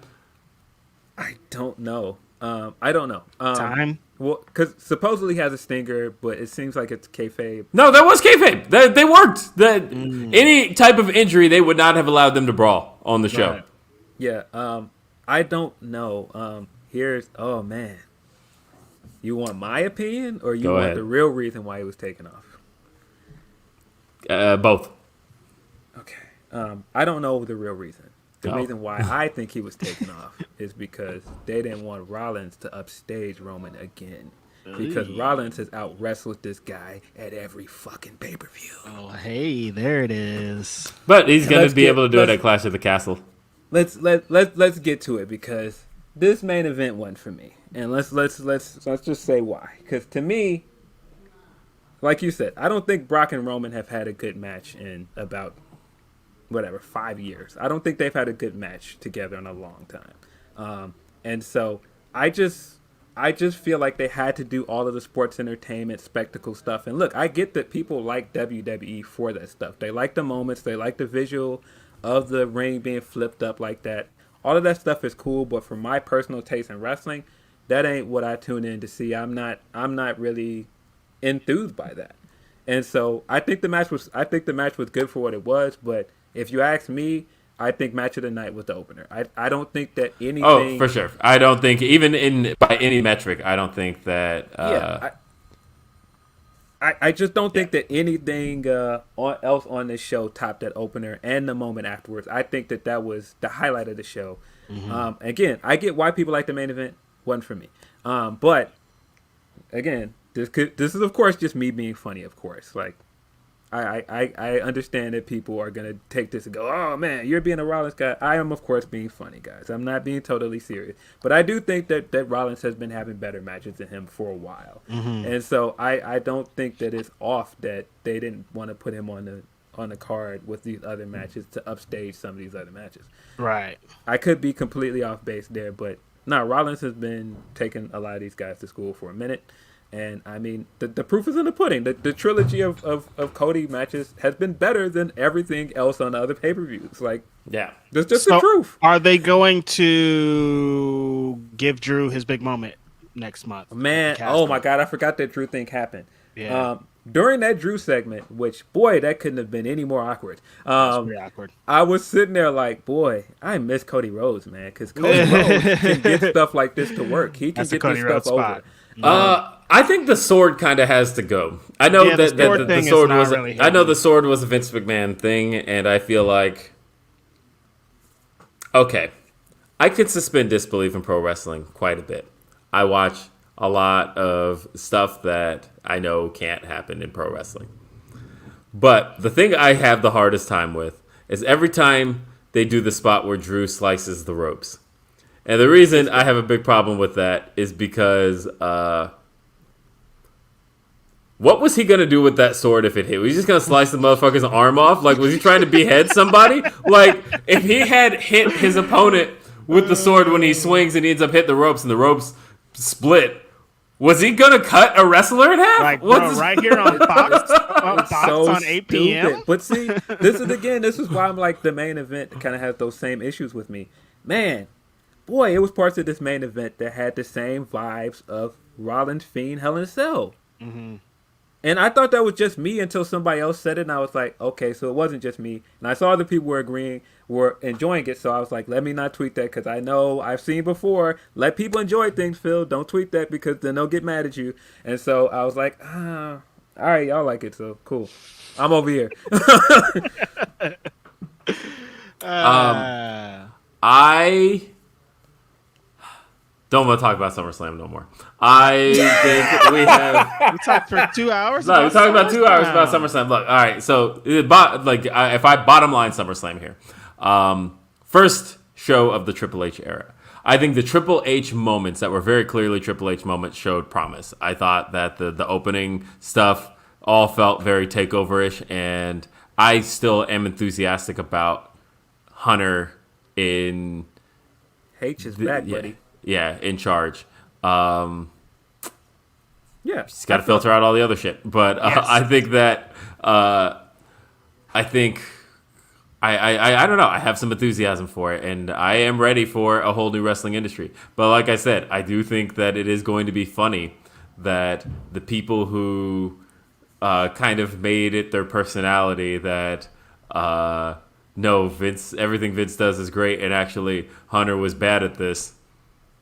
How are you going to reconcile this idea when Vince ain't an option anymore at all? Right. So do you either, if things do improve, are people going to admit they're improved, or are they going to stick to their gun? No, they're not. We know that. Are they going to stick to? Yo, they're going to get the lies off, bro. Yeah, you know right. what time it is. Lies. But again, it's all fun. I am excited about stuff. Look, so let's talk about other things from the week, though. I will say this: the thing that I think makes SummerSlam better than most of the pay-per-views this year is, this is the first time that I care about what happens next. Like, that stuff at the beginning of the show makes me want to watch Raw, because I want to see what Bayley and that faction is. That Raw women's division is looking great. Yeah, SmackDown's is looking bleak, but the Raw women's division is looking really good. I thought those ladies were going to come back to SmackDown, but yes, Charlotte's coming back to do that. Yeah. So, in other news, what happened? We had the trios titles. Dishonor, and I tell you what else. No, yeah. No, trios belts. Yeah. Trios belts. They're here. We had the trios belts. They were officially shown. They were announced. We've been talking about this since AEW started, pretty much. Yeah. Like, we thought that they were going to have these out the gate. Told y'all something was coming. We got trios belts. They're here. Made by the great Ron Edwardson of Red Leather Belts. He famously made the tag titles. He designed the TNT title, the TBS title, the All Atlantic, and I think that's it. He did not design He did not design the women's title, but he is AEW's belt guy. And here he comes again This is a play off of the. It looks very much like the old WCW World Title. Yeah. It's got a very classic design. But the question is, who's gonna hold him, right? Because our guy's coming back, buddy. He's coming back. Important segment on Wednesday happening already. But is he? Elite. Are they the guys to hold it first? Because on one end, I'm like, look, they already had to play humble the first time. Do they need to do it today? Don't do it again, dude. Because we're the first ones. We know because everybody said first AEW World Champion going to be Kenny. First Tag Team Champions are going to be the Young Bucks, and they were like, nah, we're going to give it up and let others do this first before we step in and do our thing. We know that we're in the position to do it, but we don't have to be. Do they do that here? I don't know. Because on one end, I'm like, I don't know when I look at Orange Cassidy if he's ever going to win a singles title in AEW, but I know he's over enough to do it. And if it's never going to be the world title and it's not the TNT, what title does Orange Cassidy ever get? And I kind of think that I would crown Best Friends. I think that they've been a trio the longest in AEW. They have been there since the beginning. They're popular. They even got new gear. That's a nice reward for them being there throughout the pandemic and everything that they've done. Yeah, I'm not mad at Best Friends winning the trios. Like, to me, I would say, like, that's one trio that I would very much be thinking about of, like, I think they do deserve to be rewarded for what they've accomplished in that company. Could also go to Silver, Reynolds, and Evil Uno, maybe Dark Order. I mean, yeah, you know. I think House of Black is a good option. House of Black's a good option. There are lots of good options here. The fact is, as Phil pointed out on Twitter, it's all here. They have the trios. Oh man, remember that tweet and how people were getting mad at me right when I tweeted and I was like, they're not gonna do trios titles. So I said, not gonna do those trios titles, huh? Mm-hmm. Well, like they have the division. I don't know where people weren't seeing that. I laid it out. I did an entire article this week ranking all of the teams, and I was like, it's here. They've been doing trios matches for so long too. I mean, the proof that AEW always had a trios division in mind is simply based on the fact that in the win-loss records, they have singles, tag team, and trios. It's there. They've been keeping trios records since the beginning. Since day one, they've been keeping trios records to the point of where people were like, okay, clearly they have a divisional record for this. They want to display that people function in trios. They weren't doing fucking 8-man tag records, but they were doing trios records. It's clear they are going to have trios titles at some point to represent the best of a trios division. I'm good with this. And people that hate all the titles, stakes are cool. Stakes are cool. You can't be mad at stakes. That's it. So my question is, what is Kyle's status? Because I think that changes a lot about this tournament. If Kyle, I heard he was really hurt, but if Kyle is ready to go, then I think that changes who I think is. Cole isn't ready to go either, is he? No, but they're back Wednesday, so I don't know. I could see the Elite getting back together for All Out and making it to the finals and losing. And the reason why I could see them losing is to build to the Hung Bucks getting back together and that team eventually winning. But I do understand the temptation to put the titles on Omega and the Bucks. I wouldn't be mad You at that. just gotta do it, man. No waiting. You don't. Kenny was out hurt. Like, nope. Do it out the gate. Y'all are the champs. Y'all are the trios that everybody wants to see. Don't wait it out again. We don't need to wait it out. I'm on the website, by the way. They do have trios records on everybody's. It's been there for a minute. Yeah, it's been there since day one. There's never been a time where there weren't trios records. I was thinking, like, did they get rid of it at any point? Nope. They got everybody's 6-man record. Certain guys are undefeated in trios. Like Blackpool Combat Club is all undefeated in trios. Oh, Blackpool Combat Club. Didn't think of the guys. They're a very good option. I could see the finals being JAS versus Blackpool Combat Club. Because what's going to be Bryan Danielson's belt for the Blackpool Combat Club? Yeah, I don't know. I think they should set up just a tad bit of jealousy in that regard. Like, Brian's the only one who comes out the heel tunnel still. Like, hey, where's my belt kind of thing. Yeah. But speaking of the trios in AEW, there's one particular trio that will not be in the tournament because we saw them implode. Orion Ben sent in a super chat. He said, okay, WWE talk is cool, but how is Media Man feeling about Hobbs and Starks and Hook and Danhausen and Taz, who deserves a selling medal for that segment? Wow, what a fucking segment, you guys. See, So- so much happens in these weeks that I forgot about that. That seems like Team 500 Taz- years ago. So I intentionally set us up to talk about the trios too. We've been sitting on that super chat for a minute, so Team Taz is no more. It imploded all on Wednesday night. Started with a great video package with Ricky Starks. Mm-hmm. Phenomenal Video package. Starks then has his title defense, his scheduled defense against Danhausen. Beats him in short fashion. Basically squashing them. Mm-hmm. But had a little bit of neck issues in the match. Mm-hmm. Huh. Holding that neck. Pretty good, huh? What was that to set us up for? Mm-hmm. And then Ricky says, "You know what? I know something's a little bit wrong with my my neck, but I still got a little bit of fire left in me. Let's keep going. Seeing out the next one. I'm ready to defend this title again." And the crowd all knew where this was going. They're all chanting, "We want Hook. We want Hook." I said this on Day After Dynamite. My favorite pop is when a crowd is chanting for something and then they get it, right? Like, you look at the first dance, you hear them CM Punk chants, and then they quiet down, and then and crowd goes insane because they were chanting for a thing and they got it. And again, they're chanting "We want Hook," but you're not sure what's about to happen. They go silent. Hook's music hits. Fucking perfect. Big pop. Hook comes out. He has a match with Ricky Starks, who's still selling the neck, and that was enough for Ricky Starks, who, I don't know how they planned this. I don't think they did. It just happened.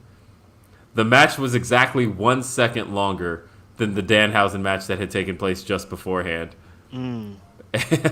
How could you even that couldn't have been on purpose? No way. I don't know how they pulled that off. But Ricky Starks gets locked in the Taz mission. Kata Hajime. And Hook taps out Ricky. Hook is your new FTW champion. He has claimed his birthright. Taz was phenomenal on commentary here because, again, he has Ricky's back the whole time until Ricky says he's making another challenge for the belt, and Taz is like, "Wait, no, like, Ricky, don't do that. Like, don't do it. We didn't talk about that." And then it ends up being Hook, and he's like, well, this is... I told you not to do it. this is my son." And his son ends up winning. He's celebratory. But then, Hook and Ricky, they pound it. We're still good. We're still fam. But then, man, the moment. We come back from commercial break. There's Ricky in the ring being interviewed by Tony Schiavone. And Ricky goes on the most passionate promo of his career. Talks about everything. Cooking. Just cooked in this promo. Loved it. But then he name drops. He says everything, but then he name drops Powerhouse Hobbs, who wasn't having it, and clubs him right in the fucking neck that he was selling that whole time. And then hits him with a spine buster. Oopsie. And that shot that the cameraman got, where they were shooting Ricky from the bottom up, or not Ricky, shooting Hobbs from the bottom up, made Hobbs look so intimidating. That man had the chest muscles all pumped out in the camera. Scary. Looked amazing. Looked scary. Looked menacing. Crowd was booing. Taz on commentary talking about, "What did you do? What did you do?" So good. Heat, baby. Chef's kiss. Oh my god. This was one of my loved favorite it. Dynamites of the year. I agree. But this in particular, this segment really helped to make it. Beautiful moment, even though it was a sad sad Sad thing to see Team they're Taz breaking end. up, but executed flawlessly for the whole thing. Ricky Starks put on a masterful performance from when his promo video hit to when he got hit. It was just great. Ricky Starks is that dude. Future AEW World Champion. He's amazing. On top of that, the big homie, crazy shot on Ricky Starks, but I am very excited to see him out there in the world away from Team Taz. I love Team Taz. I think he's done a lot of great stuff with them. brought him to prominence. But I'm happy to see where he goes from here. He's talked about having some, like when Mark Henry came in, he was, he thought that Mark Henry would be a good manager. I don't think as a heel, Mark Henry's the right one for him. But there's some options. Big option that a lot of people have been talking about is Stokely Hathaway. Of course, that would be an amazing pairing. I think that Stokely's building the group to fucking go. Stokely's building the group with we've seen with Lee Moriarty. This was just a great segment, man. I loved everything about it. Phenomenal. I was shocked on the turn, but you could kind of, they've been planting seeds for it, and it's going to be great to see where this leads. Yeah, I thought this was really, really good, and all the way to the point at the beginning of it, we kind of knew that Hook was going to come out and Hook was going to win, but just to do it and execute it that well, I thought it was great. This is the best way for somebody to. You have to really think about. Ricky Starks came out of this kind of a loser, and yet looks way better than he did coming into it. Built his whole stock off of that. I think this turn is going to be huge for Ricky. I think he lost in like a minute. You know what I mean? Like, yeah. I think this is going to be the thing that propels Ricky up, man. I think he could possibly be next TNT champion. If not that, like, I think sky's the limit for him. I think he's going to be a lot better as a babyface. But yeah, I did think it was also a bit funny that Brian Cage was on Twitter like, "Yo, 2 things I was in kind of imploded in the same week."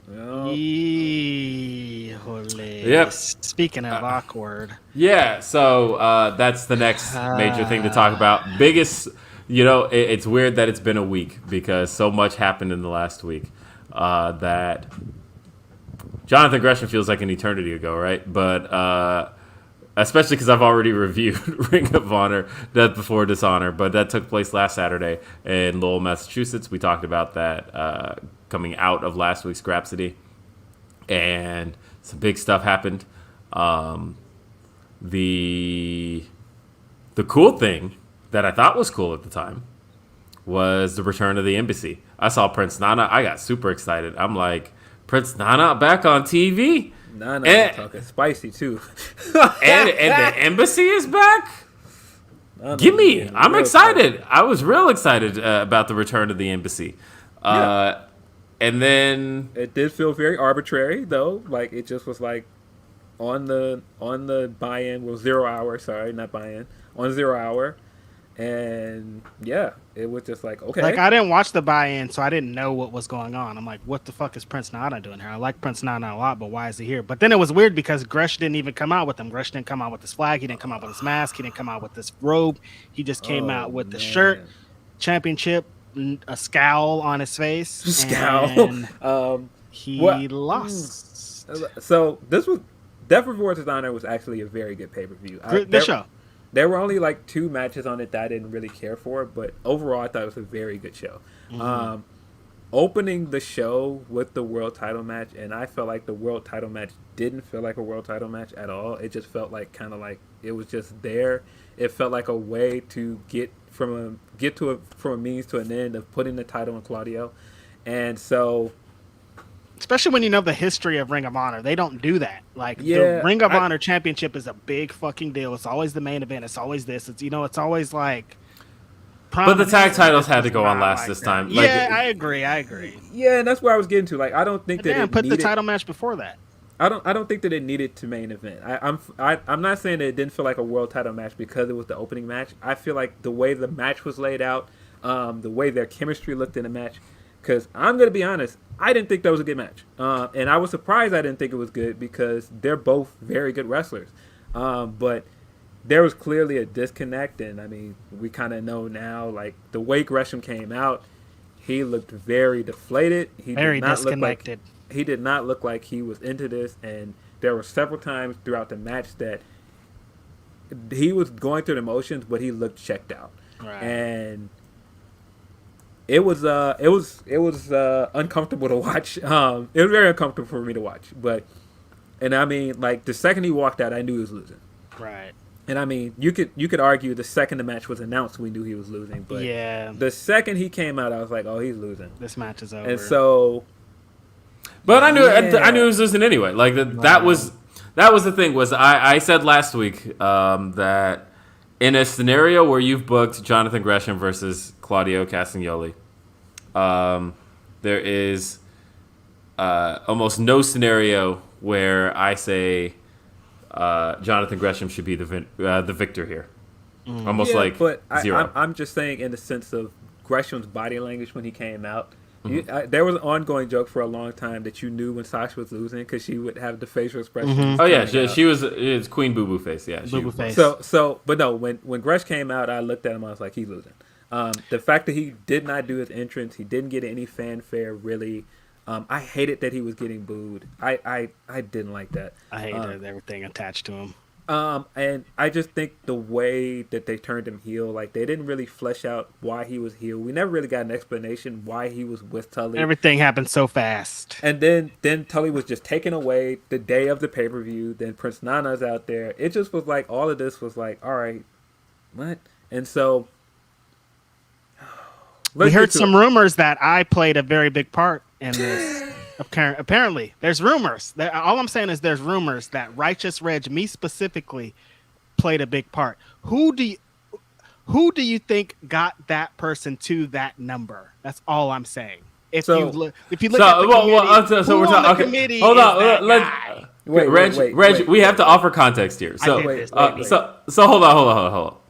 So I want to talk about the first piece here, which is that the original story was actually broken by Fightful Select, in which it was said, and I'm just trying to pull up the actual exact story. The original story reported by Sean Ross Sapp, Fightful Select, stated that Jonathan Gresham has asked for his Ring of Honor AEW release and had reportedly cussed out Tony Khan. Fightful Select had learned that the former ROH World Champion had asked for his release ahead of the Death Before Dishonor match, and there was a lack of communication between the company and Gresham. This led to a meeting with Tony Khan, which I will say people in the building were saying the walls were very thin. Talked to a couple of people who said the same thing, and that they're like, you can't have a shouting match without us being able to hear in that building. So you could pretty much hear a lot of what was said. Fightful had reached out to Tony Khan and Gresham for responses, and we're told from Gresham's side of things that as of this moment, Gresham is done with wrestling for the foreseeable future after this month. And then there was an update. Before this month, they canceled the Battle Slam match. Yeah. Yeah. And wasn't it supposed to be a Ring of Honor title match? Yep. Oh, so yeah, makes sense why it was canceled now. But he's off the show. The show also got rescheduled. Man. And there were some other updates about the process in which wrestlers can communicate with Tony. That Fightful Select reported that Gresham had spoken with QT Marshall multiple times over the past week. He had Sanjay Dutt was a point of contact. Little things along those lines. He had talked to the coaches, but ultimately, getting the meeting with Tony Khan, which it's been said that there are plenty of situations in which Tony Khan has made efforts to talk directly to talent, although numerous talent have said that it's declined since the Daily's Place era due to the changing nature of the world and travel in general. Because basically, it's you want a meeting with Tony Khan one-on-one directly. You get once a week. You get once a week to do it in an arena that you've traveled to, whereas like it's not the home base anymore that it was in Daily's Place, Jacksonville. And so, yeah, it's. But the piece you're talking about actually came out of PW Insider, in which PW Insider had reported that they had heard. PWI reporting on PWI.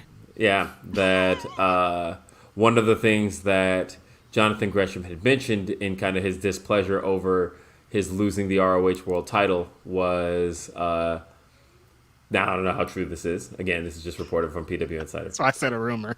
Yeah, that Gresham had mentioned his Pro Wrestling Illustrated ranking. Yeah. Number 20. Who got him to number 20? Who's on the committee Who's that's on this committee? show? So currently working on 2022 right now. No, I'm being honestly. I played a part in this role. Jonathan Gresham is number 20 because Righteous Reg fights for Jonathan Gresham. Want him to be higher than this, but this is crazy and a very funny rumor because all week people have been like, "Does the PWI matter? Does this matter?" Your favorite wrestlers think they matter. That's what I want to make. PWI definitely matters. That's what I want to make very well known. Here's your favorite wrestlers, your number one favorite wrestlers think this shit matters a lot. Here's where it matters. It matters in regards to wrestlers want the higher rankings. Here's where it doesn't matter. When a wrestler doesn't get the ranking they wanted, and then PW, then it doesn't. Then it's a list that don't matter. Yeah, I hate that. Oh my gosh, someone who makes lists. So if I would have made you number one, this would have been the best list ever. But since you were number 230, this is the worst list ever. Look, man, a year ago, Roman stans were all like, "This list doesn't even matter because Kenny got number one, right?" Oh, that's gonna change in a few months. My gut feeling is that Roman will be number one this year. He will. And all of them Roman avatars. It's going to be the best list. They're going to be talking about how highest selling issue for sure. Yeah. All of the Roman avatars, they're going to be pointing with the number one, talking about Roman is number one. He's not just. They're going to be like he the one. That's going to be the trending topic on Twitter. Guarantee you. There's going to be a ton of Twitter accounts talking about That's he the one. Roman's number one. He could not be number one. He's going to be number one. We are in the committee is still committing, and he could not be number one. I feel you, but guys. Come on. I think we all know. Man. You think I'm about to have the Roman stands at my house like the goddamn Barbs? No way. Man, look. I didn't like any of this. I hated all of it. Oh my god! Every single part of this story, I hate. It sucks. Yes. I don't like it. I didn't like any of this. I didn't like the way he lost. I didn't like the build to this match. I didn't like the way people were talking about Gresham online afterwards. I didn't like nothing about it. None of it. I don't know why he was mad. I cannot speak for the man. We of course were not in the meeting. But I can understand why he might have been frustrated. Because to me, if you were champion and judging by everything that went into him becoming champion and his story and everything, I feel like that kind of just got erased. And I feel like if you didn't watch that stuff, you don't know any of the significance of his run. And that's fine. I also understand stuff like once Tony bought it, he's going to put his champions in. Mm-hmm. That's just business. Like just that like is the what Triple H thing. He brought the thing, and he's going to bring in his players. Yeah, so I get that. It does very much feel like after they unified the titles, it was like, all right, well, now I'm putting my champion in, and it doesn't feel like they really gave Gresham a chance to establish himself on television for people that didn't watch old ROH, and that was kind of my frustration with it. It isn't so much that I don't think he should have lost to Claudio. But maybe Claudio shouldn't have been his first major title. That's all it is. If Claudio had to win, don't put him in the fucking match. Yeah, and so I just think that he deserved more of a chance to establish himself. And I just don't think that he really got a chance. And I know people are going to be like, oh, well, you weren't going to sell a TV deal on Gresham. Claudio will get you a TV deal. The crazy thing about that is a year ago, people would have been like, you're not going to get a TV deal on Claudio. Big facts. And so I just think that the way that people are attacking Gresham's character out of this is also very strange. Like, to watch people get mad at people calling Sasha and Naomi unprofessional a few weeks ago, but then also roll with trying to make Gresham look unprofessional and make him look like an egomaniac. Again, we don't know what was said in these meetings. We don't know exactly what he was mad about. And so I think also, like I said, saying that you don't like black people being painted as difficult, but then being okay with him being painted as difficult is kind of shitty to me. I just don't like it. And so it is what it is. I don't want to harp on certain things about it. I do think he said things in the Russell Purist interview, which was very good, by the way. I thought that he said a lot of things. Great interview. That were cool, but I think people also started to conflate things that he said in that interview because it dropped the same day with him losing. And that was very bizarre. I don't know how we got to a place where, remember when Terminus was announced and how much people wanted to be a part of Terminus, how much people wanted to support it because they respected Gresham, and now we're to the point of he's just the worst. Like, how did that happen within a year? It's very strange. And so, hey, I hope Gresham's doing well, man. I hate the idea of him being away from wrestling for a while. I hope he's in a good spot. I just wish people would chill the fuck out because people are doing a lot. Yeah. Philip Lindsey cooking. Cooked. Oh, that's how you do it. Yeah. Yeah. Well, the best thing to come out of the show was the tag titles. On the line again. Just a 2 light, out of 3 falls. amazing match. 5 stars. FTR did it again. Just a hard-hitting match. It was smart. It was fun. These guys just know how to do fucking tag team wrestling. How do you put together a great match, an amazing match a couple months ago, and then to come back and do it again to get us all in, to get us in the near falls, to get us believe in everything. Just masterful. And the storytelling in that match, the idea that going into the match, the Briscoes. Uh-oh. Freudian slip? I don't know. But the Briscoes said that they wanted to go 2 straight with FTR. And then the Briscoes got the first victory. So then it was like one of 2 things has to happen. They either have to pull it off or FTR has to pull it off. And FTR then doing the thing that the Briscoes said they were going to do, which was go 2 straight, was actually kind of cool. Beautiful. I love the fact, one of the best character things that the Briscoes have going for them is how angry they get about their losses. That they're like, I love that. That's a great little piece when people say, I love that match. And they go, I don't love that match. I lost, all right? You shouldn't love a match that you lost. I thought one of the worst things WWE ever did was give Shawn Michaels an award for Match of the Year when he lost to Undertaker. And I'm like, why did Shawn Michaels receive that award when, like, his character should not like this match? His character should be mad that he lost. I don't want this. That bill was fire, though. The way that he acted like he was going to accept it and then turned around and was like, nah, I want a rematch. Stop playing with me. Stop ducking me. I like that, but I just think the concept, ideally, of rewarding the loser with a match of the year, like, doesn't make any sense. Because, like, within the context of pro wrestling, they shouldn't like the match. Right. It's like, the longer a match went to the loser, the more time that they wasted. And so, to me, I like that little aspect of the Briscoes characters of them not even wanting to talk about the match. Like, don't talk to us about FTR matches. We lost those. Fuck those matches. That's a great little aspect that adds realism. But the pile drive finish, beautiful. Great. That was dangerous. Dangerous. Great shit. Looked amazing. Dangerous. Loved it. That first big rig they hit, that was dope. The transition they did into it. Oh, yeah. Came over the top of him. And that shit was hard.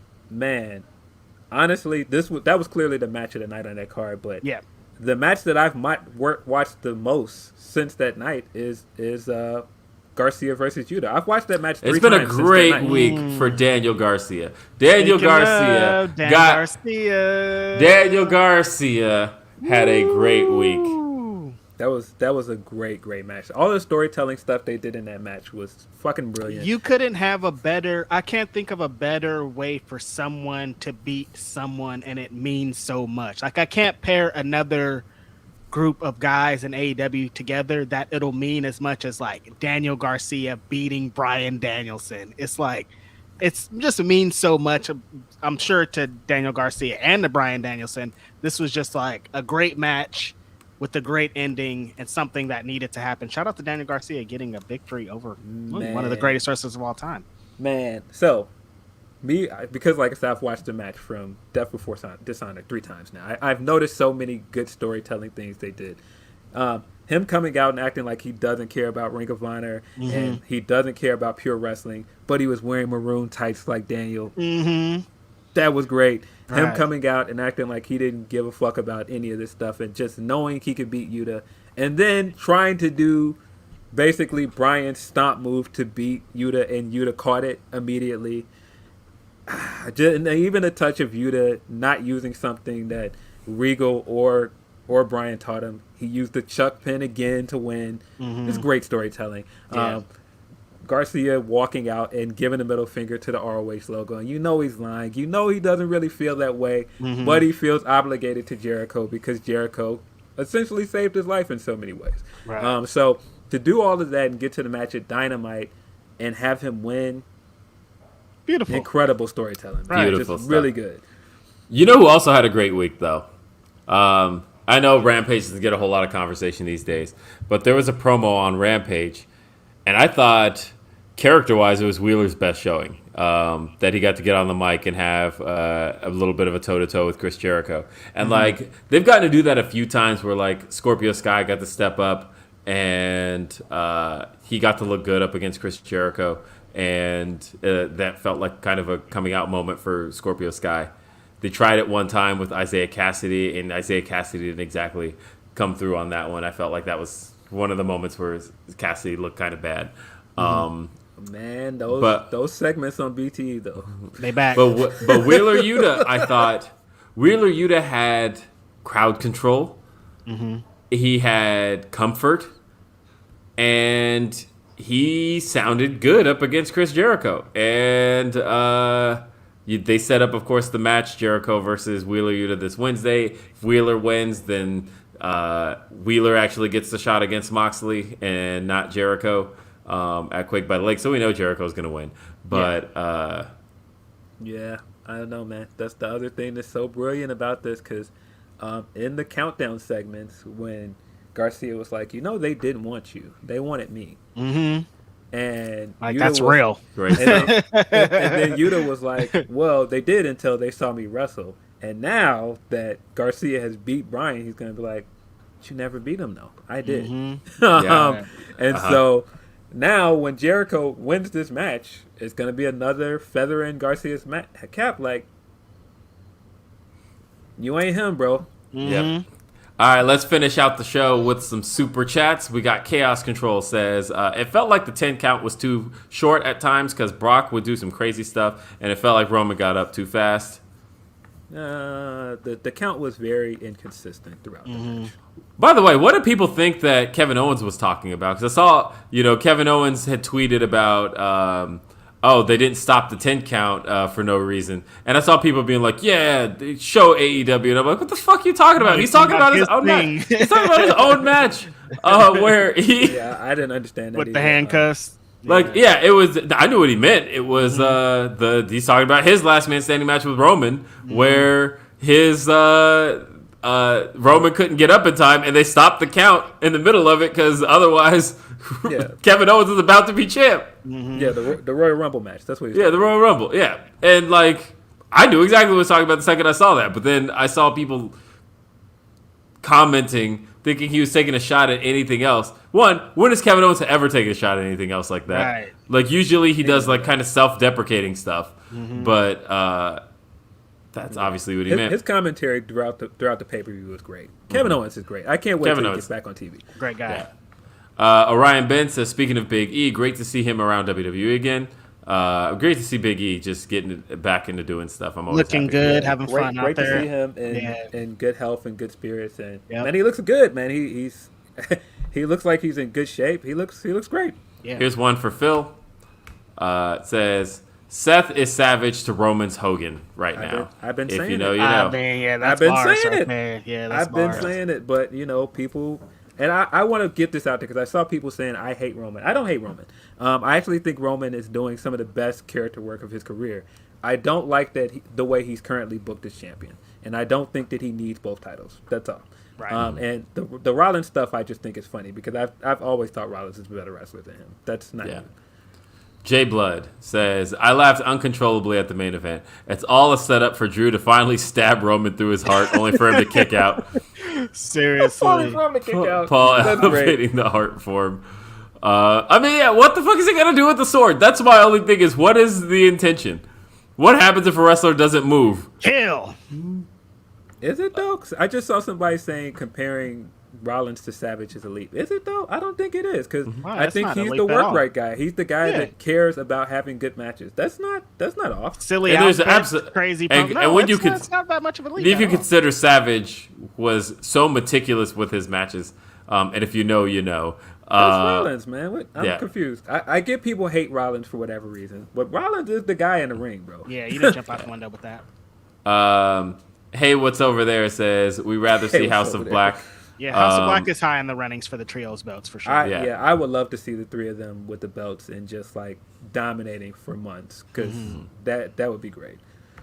Ricardo says, watching on catch up, here is some love for y'all. What's up, Ricardo? Thanks, homie. Thank you. Appreciate you.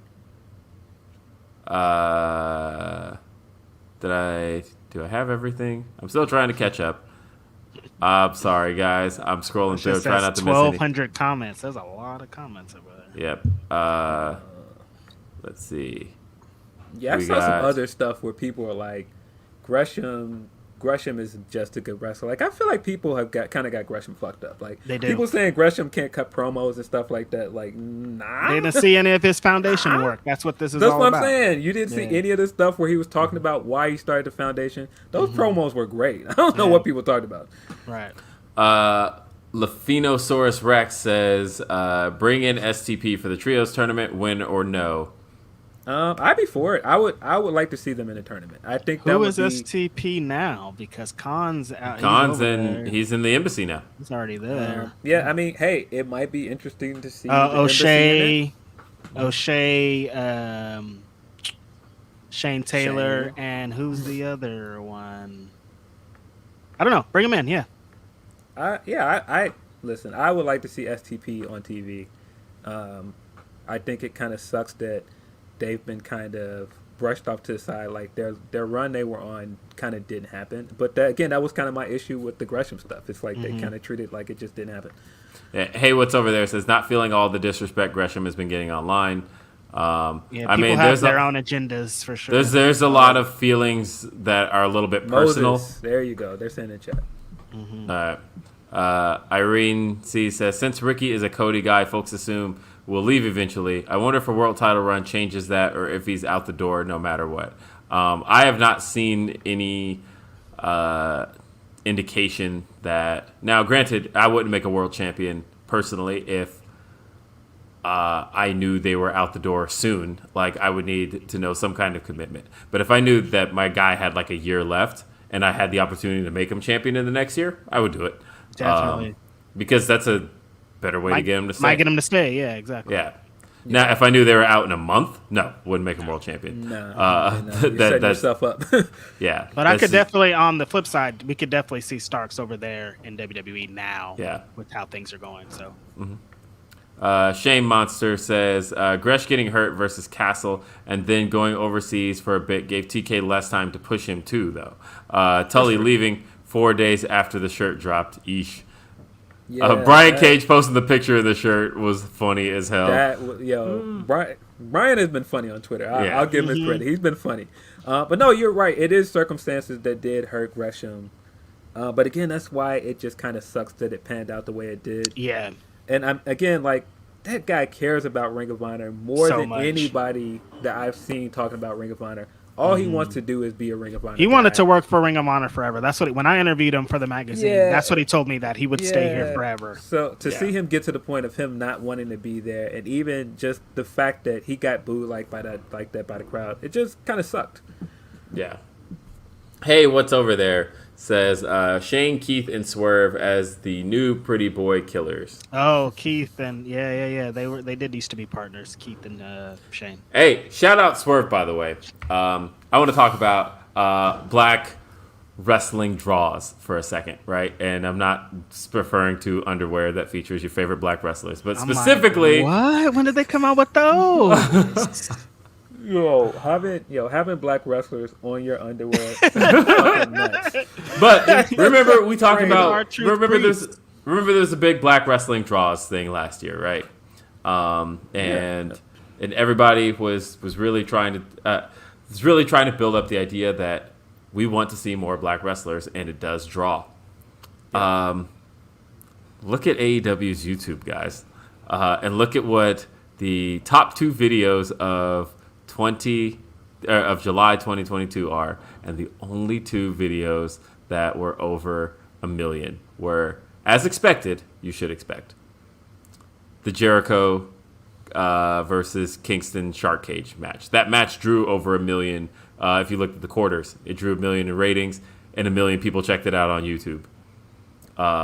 So regardless of how people... Never gonna get rid of Chris Jericho. He's here forever, man. Dude. But see, that's why I was saying about the main event of SummerSlam. Spectacle works. It gets people to watch. Yeah. It might not be my cup of tea, but it works. Mm-hmm. But the only other video on that YouTube account in the month of July that drew 1 million views was Swerve and Keith Lee winning the tag titles. Sorry. And at first I was like, is it just the title change? But then I was looking. Young Bucks winning the tag titles has like 330,000. And Wardlow winning the TNT title, like 700,000. Swerve and Keith, though, they got over 1 million on YouTube. Let's go, baby. Man, while we're saying it, I'll be honest and I'll say it. I don't like some of the disrespect that's coming at Swerve either. So, yeah, I don't like it either. At the same time, though, at the same time, I'll say this. I don't like it either. Yeah, I don't either. But I'll say this. He keeps winning, and so as far as I look up, I'm like, he's having wins. You know, he had a moment that got to get featured on another dub, baby. Yeah, he got the regardless of how people felt about the Kevin Gates segment, I thought it was fun, especially when I learned, and I'll probably publish one day some information I learned about that segment, but I got to talk to a few people behind it, and I've seen a lot of on Facebook, like, they don't talk about wrestling, they don't have anything, but I've seen that clip on Facebook of like Kevin Gates at a wrestling show. That's huge. That's big. The people behind that segment, like when we talk about black people in the room having a say, the people in AEW behind that segment, like, it brought smiles to my face to learn who all put that together. And so, like, you guys know, but I'm saying, of course, like, those people did it. It's like, of course they did it. You know what I mean? I was very happy. I was very happy to see that, because I want to see more black people in creative positions and getting to create. And so I was like, somebody give me a job. I need money. Like me. So I was very happy to see who was behind that segment, and that was very cool. But I guess just in general, the fact that the segment did so much, it got double XL was all over it. Shade Room was all over it. It had like 3 million views on Shade Room. TMZ picked it up, and like, look, man, my cousin's out here winning. Anybody disrespecting him, as far as I'm concerned, I'm like, no, man. What's there to disrespect? You can see it. Open your eyes. No, appearing on Shade Room like Grapsody co-host Phil Lindsey. What you was doing on Shade Room, Phil? No, one of my tweets ended up on Shade Room's Instagram. Which one? I don't know how that happened. I was like, oh no. Which one was that? Which one was it? That's hilarious. I think it was when the Oakland Raiders put out that thing where they were like Black Wrestling Matter, not Black Wrestling Matter, but Black Lives Matter, and I was like, that was weird. That looked a little nasty. That did look hella nasty. I remember when you got featured. That was the time. What a time. I see people talking about in the chat, AEW's YouTube strategy is bad. I mean, their YouTube strategy is fascinating, because well, no, and the reason I say that is because people ask all the time, when are they going to start putting up full matches like WWE does and like Impact does? And I think what they're holding on to full matches for is that WWE doesn't put up full matches for no reason. There's a strategy behind putting up full matches. Same with Impact, which is to sell Peacock subscription. Networks you can watch. Yeah, because it's supposed to be like, hey, you want to see more of this content? Go to Peacock or sign up for WWE Network, depending on where you live. And it's the same deal with Impact. For Impact, every single full match they put up in the corner, it says sign up for Impact Plus. And so it is one of those things where they're holding on to a shit ton of matches, to where if they can get to a point of where they have any type of streaming service, if they're available on HBO Max, whatever, putting full matches up from Dynamite, from Rampage will then make sense, because then you can parlay that into, and if you want more of that, check us out on this streaming service or sign up for this streaming service. Right. And so full matches are, I was told, a little bit of a strategy. As far as the as far as the clip uploading is concerned, I don't know what the new strategy of delaying those clips are, where they used to put up stuff like immediately, and now it's like 2 or 3 days later they start to put stuff up. I don't know what the strategy behind that is, but spoilers especially maybe. No, because I've seen people complain about like they put like the spoiler in the YouTube clip. It'll be like blah blah blah is the new world champ, blah blah blah. And but even still, I feel like that stuff gets buzz. Like I think part of the reason why the Swerve and Keith Lee video did so well is that there was buzz around the match. And there's buzz around there being new champions. I think people were kind of immediately like, oh, Swerve and Keith Lee are new champs, and I missed it. Let me go check it out. And the match did phenomenal numbers. Or it's doing phenomenal numbers on YouTube. I think that that's people checking it out from the word of mouth. And then, you know, I just... Word of mouth, my favorite Ludacris CD. Is it? I think... yeah. I think it's probably my favorite. I like Chicken and Beer a lot. I was gonna say Chicken and Beer is my go-to, but yeah, I think I like Word of Mouth is better. Man, Word of Mouth, I think start to finish is probably a better album. Like like you know how like albums are like connected to times too, and like that time, like sure, that was the one for me for sure. Shout out to Ludacris. On a run too. He was doing it. Run. Yeah, he was doing it. Let me see. So, I have a bone to pick with him on the album that. Ludaversal? No, not Ludaversal. What's the album with Runaway Love on it? That's Ludaversal, ain't it?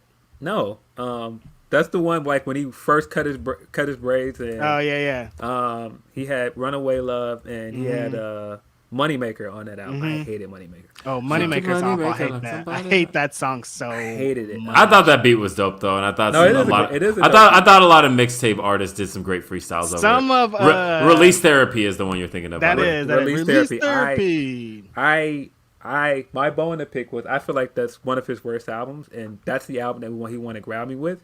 And who did he beat for a Grammy that year? Lupe Fiasco. Oh, I was hot. Food and liquor stores. Damn. Wait, no. What album did? Yeah, it was Food and Liquor that he beat. Yeah, right? I was hot. Yeah. I was like, "There's no way that album's better than Food and Liquor. No way." Damn, Luda. Grammys get it wrong again because Grammys always get it wrong when it comes to us. They're gonna forever get it wrong. Yes. All right, guys. Well, I have to start getting ready for a wedding. I need to like take a shower and some shit. So. This was. We got through all of the chats. Don't worry got through all the chats. Let me make sure. Let's check Humper chats. Let's see. Long ass show, you guys. It's the longest. One of the longest shows we've done. Let's see. Yeah, SummerSlam. Man, did you guys listen to Joey album? I haven't heard it yet. What's wrong with me? Come on, get it together, man. I might go listen to it while I go lay on the beach. Oh, before we go, is anybody watching Flair's last match? No. Okay. No, there's some good matches on that card, but I don't plan on watching. Bill said, "Nah." My bad, Conrad. I know we were doing the ads. My bad. Yeah, no, I'm watching it, Conrad. I got you, bro. Don't worry. I might check it out afterward. This is one of those shows that look. I'm about to be at a wedding. I'm about to a wrestling wedding. Y'all better have a TV or something out showing it. I'm about to cry watching the watching my best frenemy Denise Salcedo tie the knot, and so are they gonna play "Let's Get Married" by Jagged Edge? Do you think? This is a Latino wedding. I was about to say so wedding, no, that's still is. I've been to a couple Latino weddings where it still goes. You know what they are gonna play because it gets played at every reception. I feel like outside of Black community, this is how we do it. Will get played. Of course, I guarantee that's a guarantee. That's an yeah. I told you you both know T. T is a wedding DJ for a living, and he's got a playlist of Black music This is how we do it, bro. And his other playlist is titled "Black Music White People Like," and like the number one is "This Is How We Do It." Like if you play, white people love "This Is How We Do It." They love that record. They love it. I did when I was in Jamaica. I did that for karaoke because I know it's gonna hit. It hits every time. You know what? The funny thing is, you can have a silent room, nothing's going on, right? But as soon as they hear, "This is how we do it," everybody, man. White people, man, love it, man. It's I did between not realize that this. and Return of the Mac. Those songs are like, I don't know how they're gonna forever. We're gonna hear those songs till we die because. Oh my god! Shout out to the account that put Return of the Mac over Claudio coming out of Forbidden Door. That was good. That was good. That was amazing. I love it. They're saying Denise is going to have Taylor Swift playing. Of course, Denise is going to have Taylor Swift playing. If I don't hear Love Story tonight, I will be fucking shocked.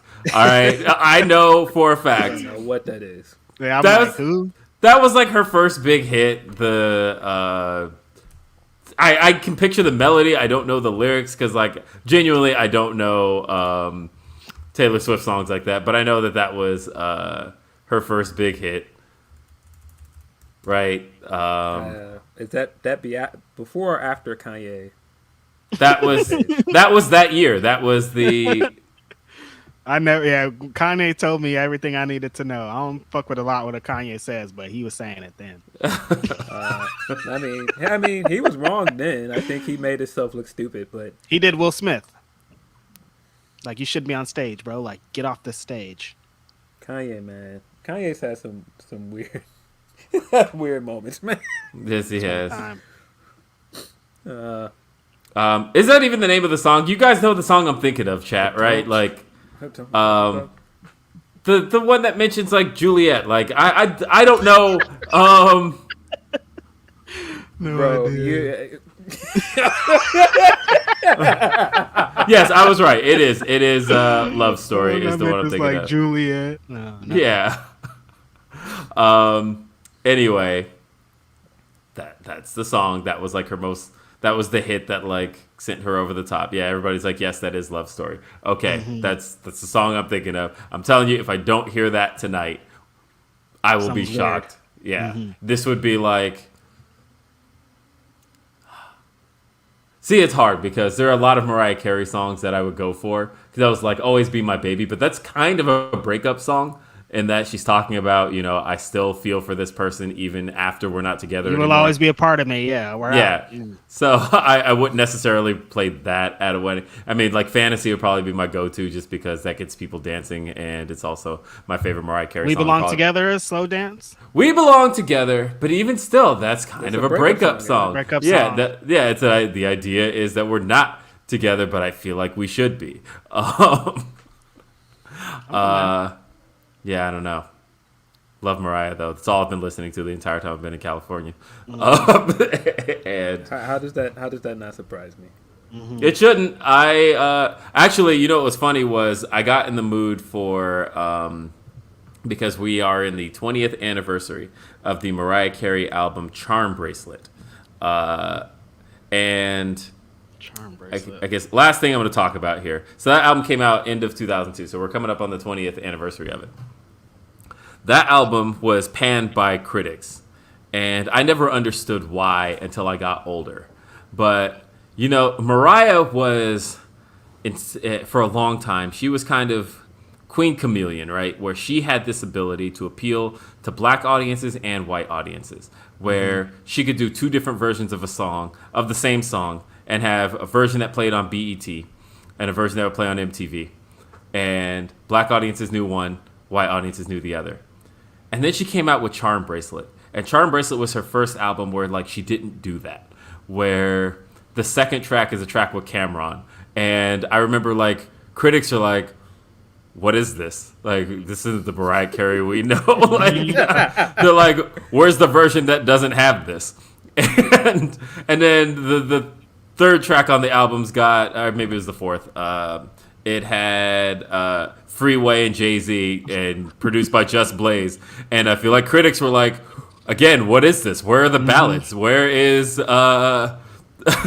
Mariah's like, nah, bro, I'm in these streets. Yeah, it's like she got a song. The first people always remember "Obsessed" as the first time she did a diss track on Eminem. But Charm Bracelet also has the first diss on Eminem, which was she does a song called "Clown," and the whole song is her talking about her regrets giving somebody the time of day, and people figured out years later that it was Eminem.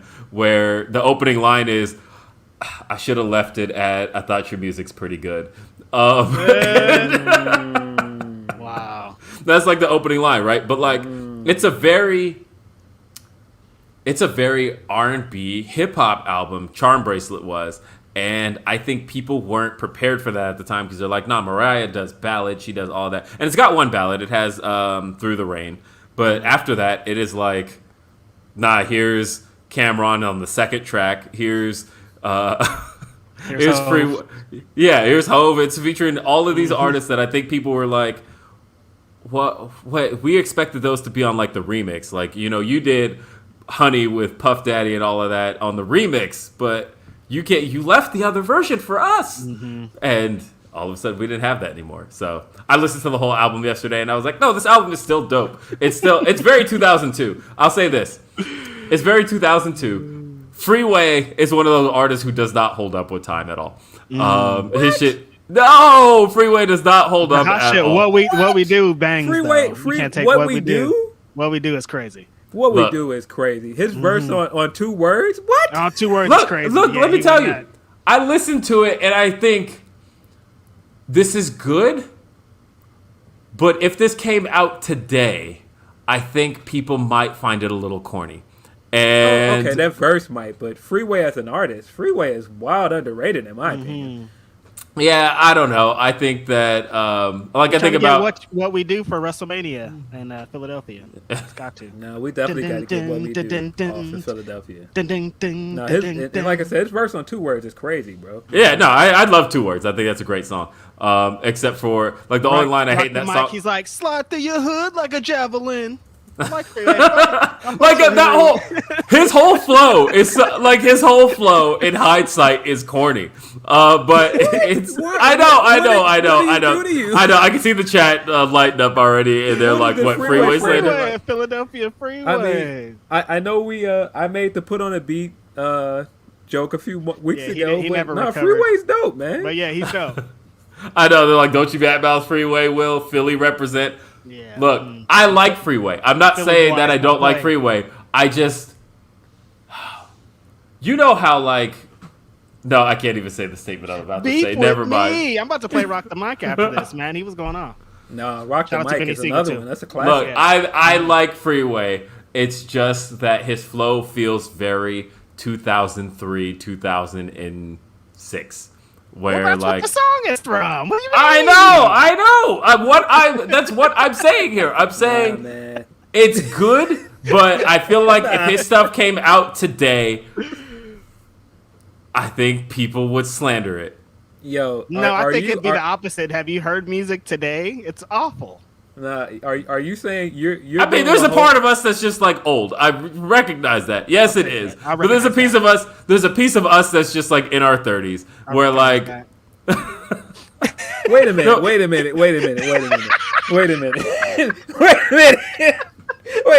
As the oldest guy on this podcast, I'm not about to let you try to get me out of here like that.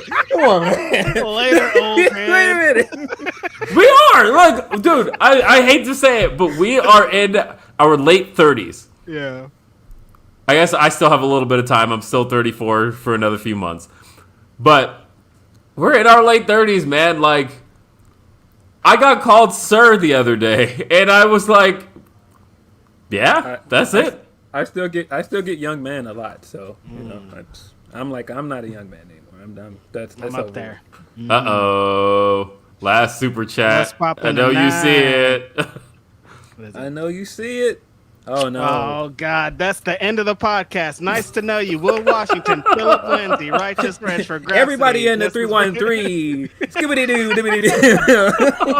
Yo, Meryl's cold. Yeah, that was hella fun. Everybody in the 313. Yeah, no, we're not ending the podcast. Buddy, I'm sorry. Where is he on my top MCs list? He ain't. Oh man, I make a lot of people mad with my take. So no. But then again, I make people mad with my takes all the time. If there's a top 100, he's up there. But a top 10, Yo. What? What'd I say? Top 100? What'd I say? You said if there's a top... So, if it's like top 10, top 20, you not mentioning my man? I'm not putting Marshall in top 20. No. All right, folks. This has been a great long edition of Grapsody. I'll just say I'll answer that. I won't say in my top 10 because I can't put him in my top 10 because there's no individual songs that I love enough to say that any of them go in my top 10. I mean, look, we're talking the industry. Is one of the greatest hip hop records ever. Let's be honest. Stan is it obviously created a term we used on this show. We birthed the term, 100%. I agree with that. For me personally, I can name just off the top of my hand 10 artists I like without naming him. I can name 20 I like without naming him. Influence, though, he's up there for sure. Nobody's saying he can't rap. Nobody is saying that. No, I think influence, because you said, where does he rank in my top 10? Yeah, for my personal taste, he ain't in my top 10. Honestly. Yeah, no, but he can rap and he has huge influence. Holy but shit. Influence, he's probably top 5 influence, to be honest, definitely. Because he influenced a generation. There's a whole generation influenced by him. Yeah. Easily. In my personal top 10, right, in my personal top 10. It's people in my personal top 10 that people would try and get me out of here for. Yeah, definitely. Like, personally, Doom is in my top 10 because I love Doom. I'm a huge Doom fan. But a lot of people ain't putting Doom in their top 10. Right. Yeah. Oh, and shout out to Lee Moriarty. We never gave him props for that Doom mask. The Doom mask. We never got to bring that up on the show. That was so we did. hard. I feel like we did like the week he did it. I don't remember. Yeah. We did I don't remember us talking about it. Okay. Yeah. Whatever. That shit was hard. That's all I know. Yeah. No, him taking the card this week. Nah. Beautiful. He took the card. Stoke. Him playing heel in the match. Oh, so good. Yeah. Love it. Hey, I'm going to say this as we wrap the show. Bots is back. If you watched me on the Fightful Select edition of Rob and Maggie, I may have dropped a little nugget about what the future of Grapsody looks like. And so we've got some stuff coming to Select in August. It's going to be fun. Well, it's happening in August. Oh, cool. So we're going to do some more stuff. And it's going to be good. So we don't have to do 4-hour podcasts. Yes. Otherwise, guys, we'll see you next time. Have a great day. Love y'all. Peace. Thanks, everybody.